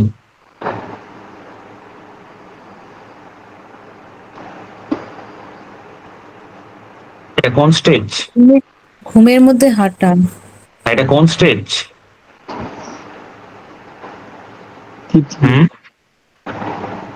Third stage. এটাকে বলে নন র্যাপিড আই মুভমেন্ট স্টেজ। এগুলো পড়েননি? নন র্যাপিড আই মুভমেন্ট স্টেজ নিজেরা তো পড়বেন। প্যারাসোমিয়া কি হবে? সংবাদপত্র। সংবাদপত্র। সরকার ও জনগণের মধ্যে সেতু রচনা করে। সংবাদপত্র মানে কোনগুলো? সংবাদপত্র ইংলিশ কি? News paper. ক্লাব, বিদ্যালয়, চলচ্চিত্র, নিউজ পেপার। নিয়ন্ত্রিত শিক্ষার সংস্থার নাম কি? শিক্ষালয়। শিক্ষালয় বা বিদ্যালয়। শিক্ষালয় বা বিদ্যালয়। নিয়ন্ত্রিত শিক্ষার ইংলিশ কি? Formal education. নন ফর্মাল এডুকেশনটা কি আর একটা? অনিয়ন্ত্রিত শিক্ষা। অনিয়ন্ত্রিত শিক্ষা। আর ইনফর্মাল এডুকেশনটা? কথা বহির্ভূত শিক্ষা। কথা বহির্ভূত। স্যার ইনফর্মালটা অপ্রথাগত আর নন ফর্মালটা প্রথা বহির্ভূত। নিজেদের মধ্যে ওটা লড়াই করুন বাংলা নিয়ে। আমি যেটা বলছি শুনুন, ফর্মাল এডুকেশন আর ইনফর্মাল নন ফর্মাল এডুকেশনের মানে কি? ইনফর্মাল আর নন ফর্মালের পার্থক্য? স্যার ইনফর্মাল হলো যেখানে কোনো রকমের কোনো নির্দিষ্ট নিয়ম কানুন কোনো কিছুই থাকে না, কোনো নির্দিষ্ট পাঠ্যক্রম থাকে না, কোনো এক্সাম ব্যবস্থা থাকে না। যেমন ফ্যামিলি থেকে, সমাজ থেকে, বন্ধু বান্ধব, ক্লাব থেকে আমরা যেগুলো শিখি সেটা হলো ইনফর্মাল বা অনিয়ন্ত্রিত শিক্ষা। আর ফর্মাল হলো যেটা আমরা স্কুল, কলেজ, বিশ্ববিদ্যালয়ে শিক্ষা গ্রহণ করি, যেখানে নির্দিষ্ট নিয়ম কানুন থাকে এবং যেটা আমরা নর্মালি যে শিক্ষাটা গ্রহণ করি সেটা। এবং নন ফর্মাল হলো যেটা মুক্ত এবং দূরাগত, ওপেন এবং ডিস্টেন্স লার্নিং সেটা। Very good. The radio is full of promise for the future of our education. উক্তিটি কার?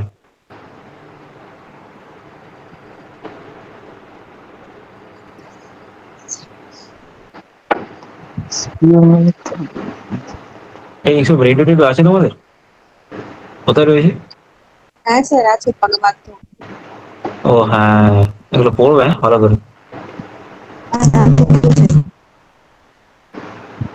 কে দিয়েছিল এটা? শান্তশ্রী ম্যাম। বাস্তব, তাই তো? শ্রীবাস্তব। এই কোশ্চেনটা ইম্পর্টেন্স, ঠিক আছে? এখানে অপশন গুলো এখানে থাকতো, এই কোশ্চেন ইম্পর্টেন্ট। সংবাদপত্র, তার দূরদর্শন, সংবাদপত্র, ক্লাব। স্যার সব থেকে জনপ্রিয় গণমাধ্যম বললে কি দূরদর্শন হবে? জনপ্রিয়, হ্যাঁ। তোমার কাছে কি? দূরদর্শনটাই স্যার। তাহলে ওটাই আপনি, যেটাতে আপনি কি বলে বেশি মনোরঞ্জন পান সেটাই দিয়ে আসবেন, ঠিক আছে? কোনটাতে পান?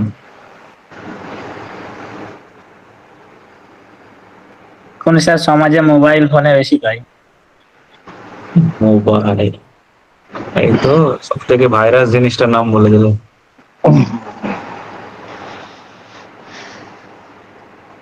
সংবাদপত্র, কেস হিস্ট্রি মেথড, এটা ভালো কোশ্চেন। কেস হিস্ট্রি মেথড,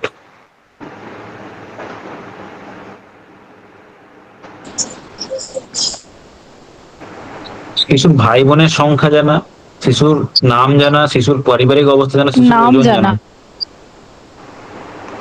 নাম। কাউন্সিলিং শব্দটি কোত্থেকে এসছে? To counsellor. এটা স্যার অপশন ভুল আছে স্যার, এখানে অপশন ভুল আছে বলে দিচ্ছেন। কনসিলিয়াম শব্দ কি? কনসিলিয়াম শব্দ দেখেছিল স্যার। আপনার কথাটা কেটে যাচ্ছে। স্যার বলছে কনসি আছে। আপনিও যেটা বললেন শুনতে পেলেন আপনারা? কনসিয়াস থেকে স্যার। কনসোলিয়াম থেকে। না, বললাম কনসিলিয়াম থেকে। হ্যাঁ, কনসিলিয়াম ও হতে পারে, কিন্তু টু কাউন্সিল থেকে ও ইংরেজি। হ্যাঁ স্যার, টু কাউন্সিলও আছে কিছু কিছু টু বই স্যার। কাউন্সিলও আছে, ঠিক আছে, ওই নিয়ে কোনো সমস্যা নেই। টু কাউন্সিল হবে ইংরেজি ওয়ার্ডস। প্রত্যক্ষ অপ্রত্যক্ষ পরামর্শ দান, মানে ডাইরেক্ট আর ইনডাইরেক্ট কাউন্সিলিং, তাই তো? হ্যাঁ। পার্থক্য কি? এত সহজ, নাম শুনে বোঝা যাচ্ছে কি হতে পারে।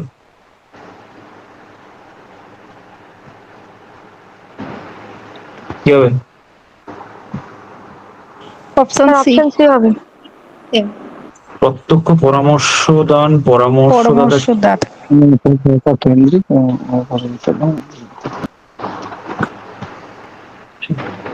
এসব ছাড়ো, এসব বাংলা ছাড়ো। এটা বলুন, ডিরেক্ট আর ইনডাইরেক্ট এর ফাউন্ডার কে? ডাইরেক্ট কাউন্সিলিং এর ফাউন্ডার কে? ডাইরেক্ট হলেন ইজি উইলিয়ামসন, ডাইরেক্ট, আর নন ডাইরেক্ট হলেন কার্ল রজার্স।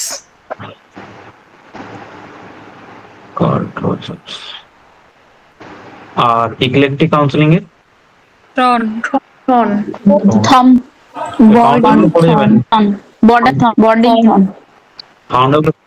ফাউন্ডার গুলো পড়ে যাবেন, ঠিক আছে, ফাউন্ডার গুলো পরীক্ষায় পাবেন। ডাইরেক্ট কাউন্সিলিং, যেখানে আপনার কাউন্সিলিং, ডাইরেক্ট কাউন্সিলিং, একজন থাকে কাউন্সিলর, তাই তো? একজন থাকে কাউন্সিলর আর একজন কে থাকে? কাউন্সিলর। কাউন্সিলর কাকে বলবেন? যিনি দিচ্ছেন না যিনি নিচ্ছেন? যিনি দিচ্ছেন, পরামর্শ দিচ্ছেন, তাই তো? আর কাউন্সিলিং মানে যিনি পরামর্শ নিচ্ছেন।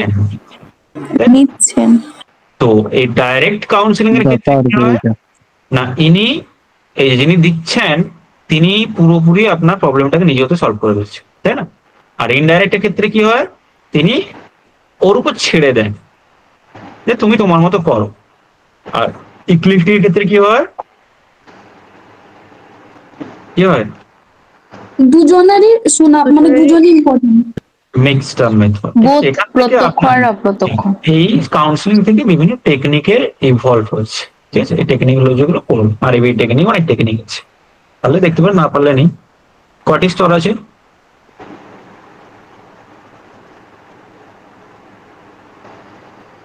ছয়টি স্তর। বলতে পারবেন কি কি? Analysis, synthesis, prognosis, diagnosis, follow up. Diagnostic আগে না প্রগনোসিস এর আগে? আগে ডায়াগনস্টিক, তারপরে প্রগনোসিস। তাহলে কোনটাকে বলবেন? তারপর ডায়াগনোসিস করে prognosis counselling and follow up. আগে কি করবে? অ্যানালাইসিস করবে, তাই তো? ক্লায়েন্ট রিলেটেড তার বিভিন্ন ইনফরমেশন আমরা জানবো, তথ্যগুলো যে কোত্থেকে এলো, তার বিভিন্ন ইন্টারভিউ নেবো, টেস্ট নেবো, তাই না? তারপর সিনথেসাইজ করবো, তাই না? তার কোথায় কোন এই জায়গাটা ইম্পর্টেন্স রয়েছে, তার কোথায় ঘাটতি রয়েছে সেগুলো। তারপর ডায়াগনোসিস। ডায়াগনোসিস মানে কি? প্রবলেমটা কি? এই যে এখান থেকে আমরা অ্যাকচুয়াল প্রবলেমটা এখানে কি পেলাম ডায়াগনোসিসে? বেসিক কারণটা আমরা পেলাম, তাই না? নির্ণয় করতে পারলাম। আর প্রগনোসিসে কি হয়? প্রগনোসিসে কি হয়? উপায়টা কোন উপায়ে করব? উপায় ভবিষ্যৎবাণী জানানো হয়, পূর্বাভাস, যে তোমার এই প্রবলেমটা ভবিষ্যতে কি তোমার লাইফে এফেক্ট দিতে পারে, বলে না? এই যে বলবেন দেখে ডাক্তারের কাছে যাবেন, আর কেস আপনি এখন চলে এসেছিলেন, আর যদি আপনি 10টা দিন দেরি করে যেতেন, আর যদি আধ ঘন্টা দেরি করে যেতেন, তাহলে এইটা হয়ে যেত, বলে না? আপনাকে একটা পূর্বাভাস দিচ্ছে, প্রগনোসিস করছে। তারপর তিনি ট্রিটমেন্ট দেন, কাউন্সিলিং, রিয়েলাইজটাকে ঠিকঠাক হচ্ছে কিনা সেটা ফলো আপ করার চেষ্টা করেন, কন্টিনিউয়াসলি অনুকরণ করার চেষ্টা করেন। এনসিটি কি? National council for national council for teacher education. NCT কবে ফর্ম হয়েছিল? এনসিটি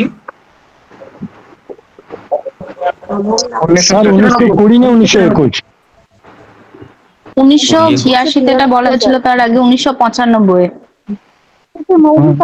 1995 1961 ভালো, দাঁড়া অনেকগুলো কনসেপ্ট আছে। 1995 হবে। আমি তো বলতে গিয়ে ভয় পাচ্ছিলাম, আমার তো মৌমিতা সামন্ত পাল্টে দিল। কত সালে? 1995 এ কত সালে? আগস্টের কত? 17 আগস্ট। অ্যাজ এ এখানে অটোনোমাস বডি হয়। অ্যাক্ট নম্বর কত নম্বর অ্যাক্ট থেকে হয়? 1993 এক দ্বারা 1995 এর 17 আগস্টে স্ট্যাটুটরি বডি হিসাবে এস্টাবলিশড হয়, এবং এটা মানে রেকমেন্ডেশন করেছিলেন 1986 এর এনপিই।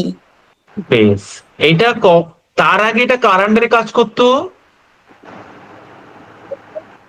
তার আগে এটা কার আন্ডারে কাজ করতো? এনসিইআরটি। এনসিইআরটি কত সালে? ওর আন্ডারে কাজ করতো, ঠিক আছে? এনসিটি কি? National council for teacher education. Teaching education মেরে আসেন না, ঠিক আছে? কোশ্চেনটা ভালো ফর্মিং হয়েছে এটা। আচ্ছা, পিটিটিআই কি হবে? Primary teachers training institute. Primary teachers training institute.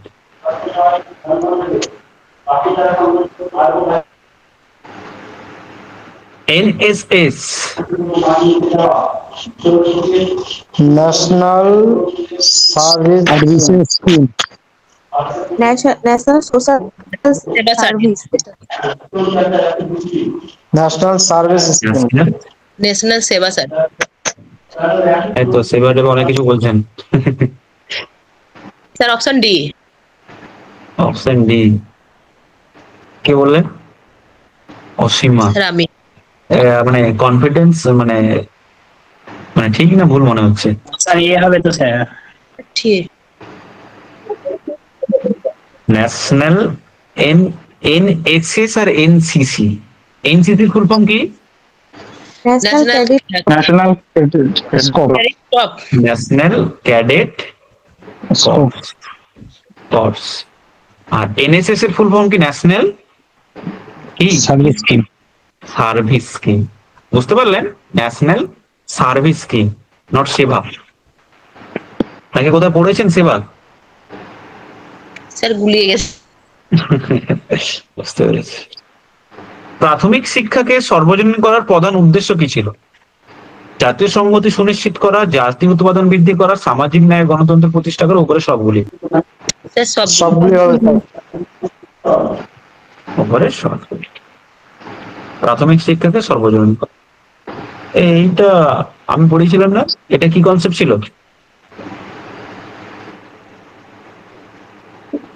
এটা ছিল না?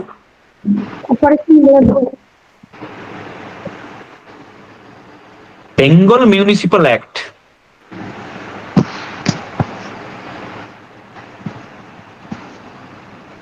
পাস হয়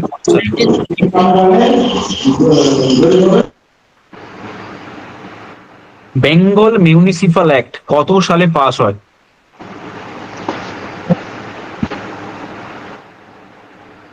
কত সালে বলছেন? 1932 স্যার।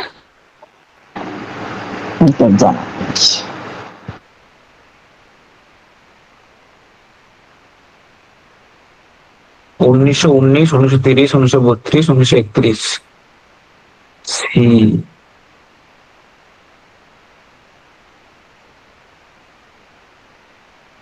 এটা কি ঠিক?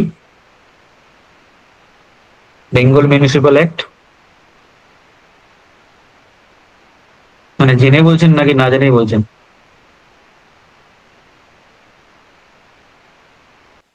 স্যার একটু বলে দিন, জানি না এটা। মানে জানি না বলতে মানে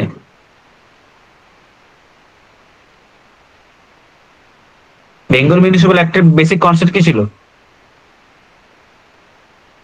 স্যার জানা না, একটু বলে দিলে ভালো হতো। আচ্ছা, এই একটা কোথায় আছে? এই একটা কোথায় পাস হয়? একটা কোথায় আমরা কোথায় পাস করি? ওয়েস্ট বেঙ্গল, তাই তো? যেটা ওয়েস্ট বেঙ্গল যে তোমার কি বলে ল গভর্নিং বডি ছিল, সেখান থেকে এটা পাস হয়, বেঙ্গল মিউনিসিপাল অ্যাক্ট। ঠিক আছে, সেখানে তারা কি কি নিয়ে কাজ করেছিল? কি কি নিয়ে কাজ করেছিল না, আরবান ডেভেলপমেন্ট। মিউনিসিপাল কোথায় থাকে? শহরে। তাহলে রুরাল না আরবান ডেভেলপমেন্ট নিয়ে বেশি কাজ হবে এখানে? আরবান। তাহলে মানেটা বুঝতে পারলেন এটা কি বেসিক? সেটা কোন চ্যাপ্টারের কোশ্চেন? চ্যাপ্টারের কোশ্চেন কোন ইউনিটে বুঝতে পারছি? ইকোনমিটা কোশ্চেন নিজেরা পড়েছেন তো? 5th চ্যাপ্টার মনে হয়। 5th চ্যাপ্টার 5th চ্যাপ্টারে। সেটা কোথায় আছে? 5th chapter second half B part second unit. হ্যাঁ সেকেন্ড ইউনিট আছে হাফ। এটা তো বলেছে present structure, administration and progress of primary secondary education in India, particularly in West Bengal. এটার মধ্যে আসছে এটা? এটার মধ্যে কি আছে তোমাকে বললাম? স্যার ইউনিট 3 তে মনে হয় ওই যে আপনি সোসিওলজি পড়িয়েছিলেন না, মানে শহরের ওই সংস্কৃতি আধুনিকীকরণ এই জায়গাটা এখানে ধরতে পারেন, এই জায়গাটা ধরতে পারেন, ঠিক আছে, কিন্তু ওর মধ্যে পড়েন। আচ্ছা 32, ঠিক আছে। এনসিএফ আজকে পড়লাম মনে হচ্ছে, national curriculum framework. National curriculum framework. SSA Sarva Shiksha Abhiyan, বলেই তো দিলাম সর্বশিক্ষা অভিযান।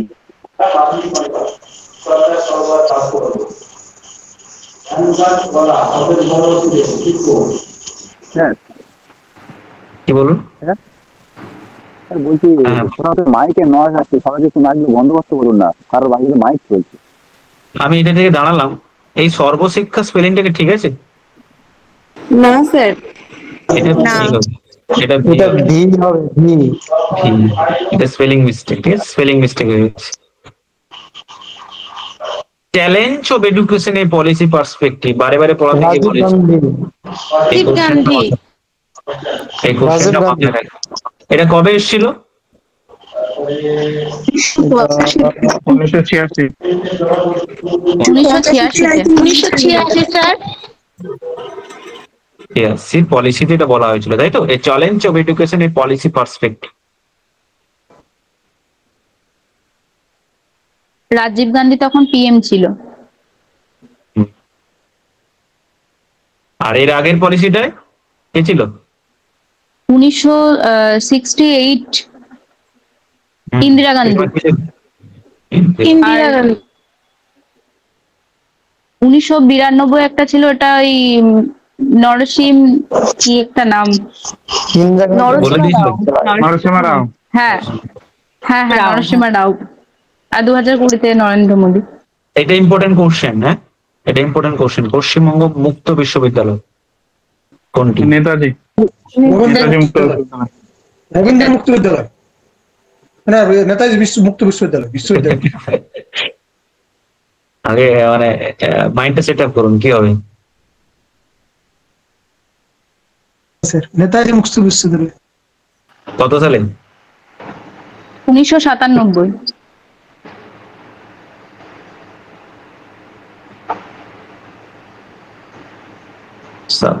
সবই তো জানেন, পড়াশোনা হয়ে গেছে। বাহ, নেতাজি মুক্ত বিশ্ববিদ্যালয়। বয়স্ক শিক্ষা কি? 15 থেকে 35। স্যার কতবার যে বলেছি কথাটা। এখানে কি শেখানো হয়? সিআর সম্পর্কে reading writing and arithmetic. Reading writing arithmetic. কোন শ্রেণীতে সমাজের জাতি পশ্চাৎপদ গোষ্ঠী হিসেবে বিবেচিত? সমাজ জাতি পশ্চাৎপদ, গ্রামের মানুষ, মহিলা, এসটি? কি সবগুলি? 1 2 3 1 2 3 এক হবে না। হ্যাঁ ঠিক, ওরা তো পিছিয়ে নেই।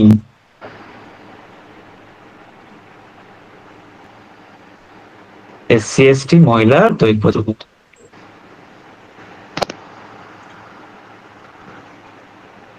হ্যাঁ এইরকম একটা ভালো কোশ্চেন, এই সালগুলো পড়বে, যে কোনো একটা সাল আপনি পরীক্ষায় পাবেন। স্যার এই হবে নম্বর 8টি অ্যাক্ট 2009, সর্বশিক্ষা অভিযান 2001, মহিলা সমীক্ষা প্রকল্প কত সালে? 1986।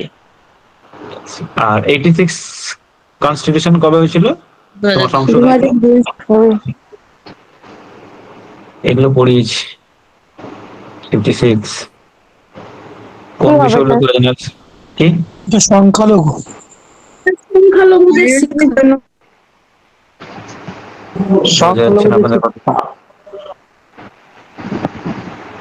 সংখ্যালঘুদের শিক্ষা অ্যাক্ট গুলো পড়েছেন তো না? ওই অ্যাক্ট গুলো দেখে আমার নামে কমপ্লেন্ট চলে গেছিল। অ্যাক্ট গুলো সব ইংলিশে দেওয়া ছিল, বুঝতে পেরেছি। সংখ্যালঘুদের শিক্ষা 57 কি হবে? কে সংস্কৃতিকে সামাজিক পরিবর্তনের কারণ হিসেবে বলেছিলেন? এবার হবে স্যার। স্কুল এন্ড সোসাইটি, এই বইটা মাথায় রাখবে না। স্কুল এন্ড সোসাইটি বইটা রচয়িতা কে? জন ডিউ। এটা খুব ইম্পর্টেন্স বই। John Dewey. School and society বইটি রচয়িতা।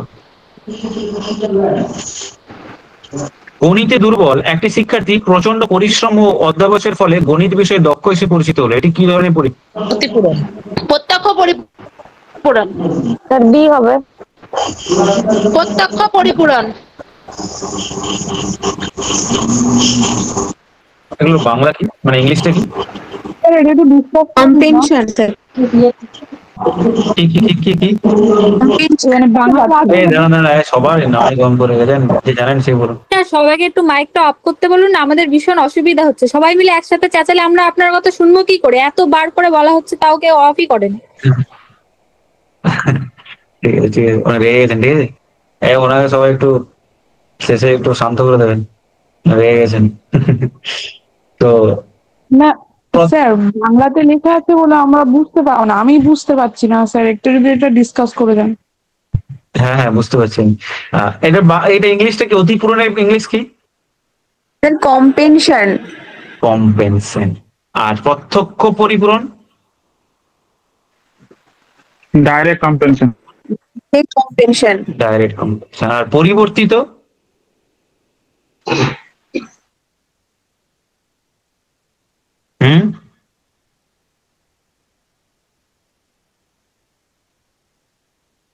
এই মানে কি?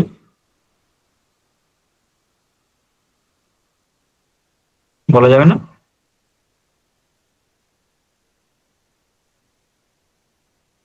গণিতে তুমি দুর্বল ছিলে, তুমি একটা সাবজেক্ট সেটা তুমি দুর্বল, উইক, প্রচন্ড পরিশ্রম তুমি পরবর্তীকালে করলে, তুমি দুর্বল ছিলে সেটাতে তুমি ওভারকাম করার জন্য, তুমি সেই দুর্বলতা কাটানোর জন্য তুমি প্রচুর পরিমাণে পরিশ্রম করলে এবং অধ্যবসায় করলে। একটা সময় পর তারপরে তোমার সেই কন্টিনিউ যে অধ্যবসায় বা কন্টিনিউ তোমার যে এডুকেশন পড়ার ফলে, অধ্যবসায়ের ফলে তুমি গণিত বিষয়ে একটা সময় পর কি হলে দক্ষ হয়ে উঠলে। এটা কি ধরনের পরিপূরণ? পরিপূরণ, পরিপূরণ মানে কি? কম্পেনসেশন। কম্পেনসেশন মানে ডাইরেক্ট কম্পেনসেশন মানে কি? ডাইরেক্ট কম্পেনসেশন মানে হচ্ছে যে রিওয়ার্ড দেওয়া কোনো কিছু, তাই তো? যে তুমি আপনারা, আচ্ছা আমি প্রশ্ন জিজ্ঞেস করি, আপনারা কেউ জানেন ডাইরেক্ট কম্পেনসেশন মানে কি? না স্যার বলেন।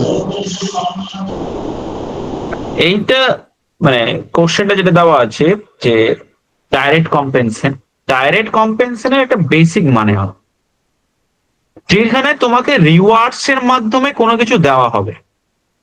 কিসের মাধ্যমে দেওয়া হবে? রিওয়ার্ডস।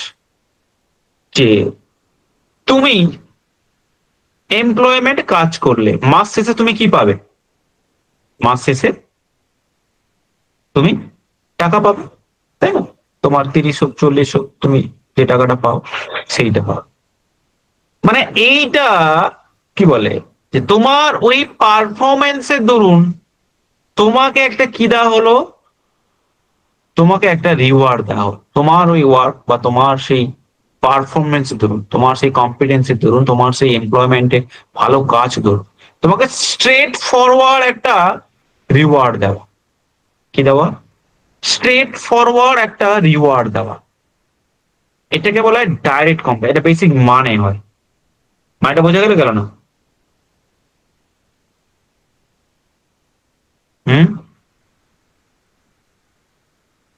বোঝা গেল না? আপনারা যে মানেটা বলেন direct compensation.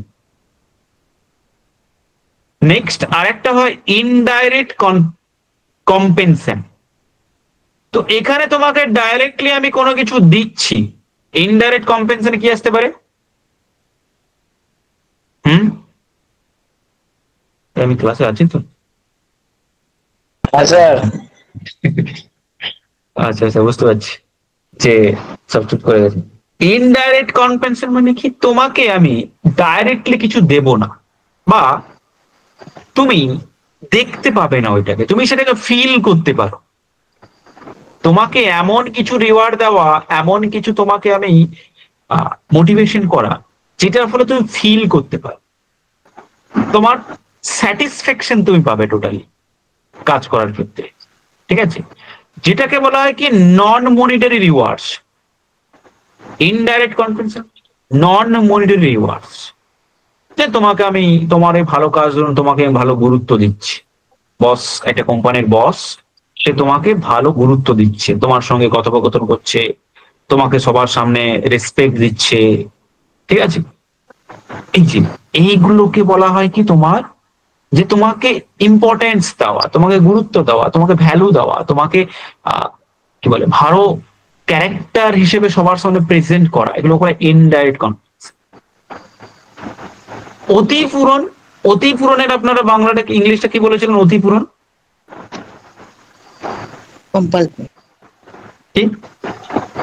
Over compensation. Over compensation. Over.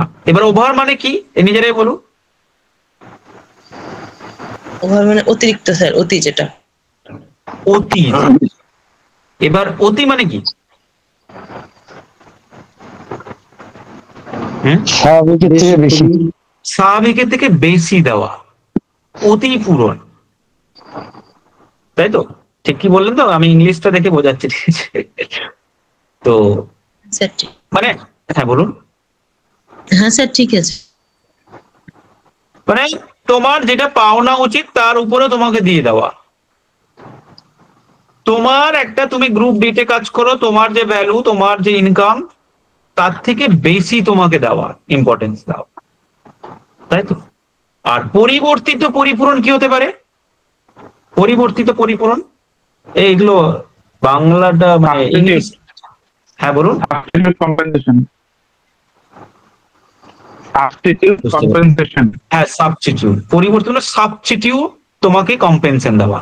Substitute মানে কি, যে তোমার ওই ভালো কাজের দরুন তোমাকে আমি যেটা দিই তার থেকে আরেকটা সেটা না দিয়ে, সাবস্টিটিউট মানে কি অন্য আরেকটা দিচ্ছি, অন্য আরেকটা কিছু দাও, বিকল্প। এর মানেটা বুঝতে পারলেন তো, না বোঝা গেল না সবগুলো?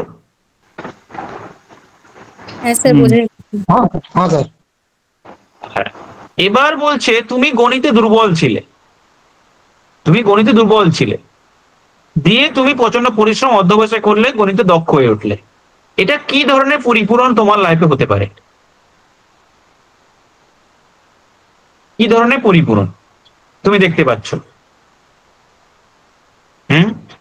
একটা সময় তুমি ছিলে কি বলে আনস্কিলফুল, এখন তুমি স্কিলফুল হয়েছো। তার মানে এই যে পরিবর্তন তুমি দেখতে পাচ্ছ কি পাচ্ছ না? এই যে তোমার মধ্যে এই যে পরিপূরণটা পাচ্ছি, তাই না? ডাইরেক্ট কম্পেনসেশন হচ্ছে, ওই জন্য ওই সেন্সে এটা দিয়েছে। বাট এটা এক্সাম্পল আকারে তোমাকে অন্য এক্সাম্পল দেবে, তুলে ধরবে যেগুলো করলাম। স্যার সেলফ মোটিভেশন কোন ধরনের কম্পেনসেশনের মধ্যে? হ্যাঁ বলুন বলুন। হ্যাঁ বলছিলাম সেলফ মোটিভেশন, এটা সেলফ মোটিভেশন। হ্যাঁ হ্যাঁ হ্যাঁ, সেলফ মোটিভেশন অবশ্যই তোমার কি বলে যে সেটা তোমার নিজের মধ্যে, সেটা তোমার নিজের মধ্যে, যেটা দেখা যায় না, ইনডাইরেক্টলি, বুঝতে পারলে? নিজের নিজের মধ্যে থাকলো। দূরদর্শনের সীমাবদ্ধতা কি?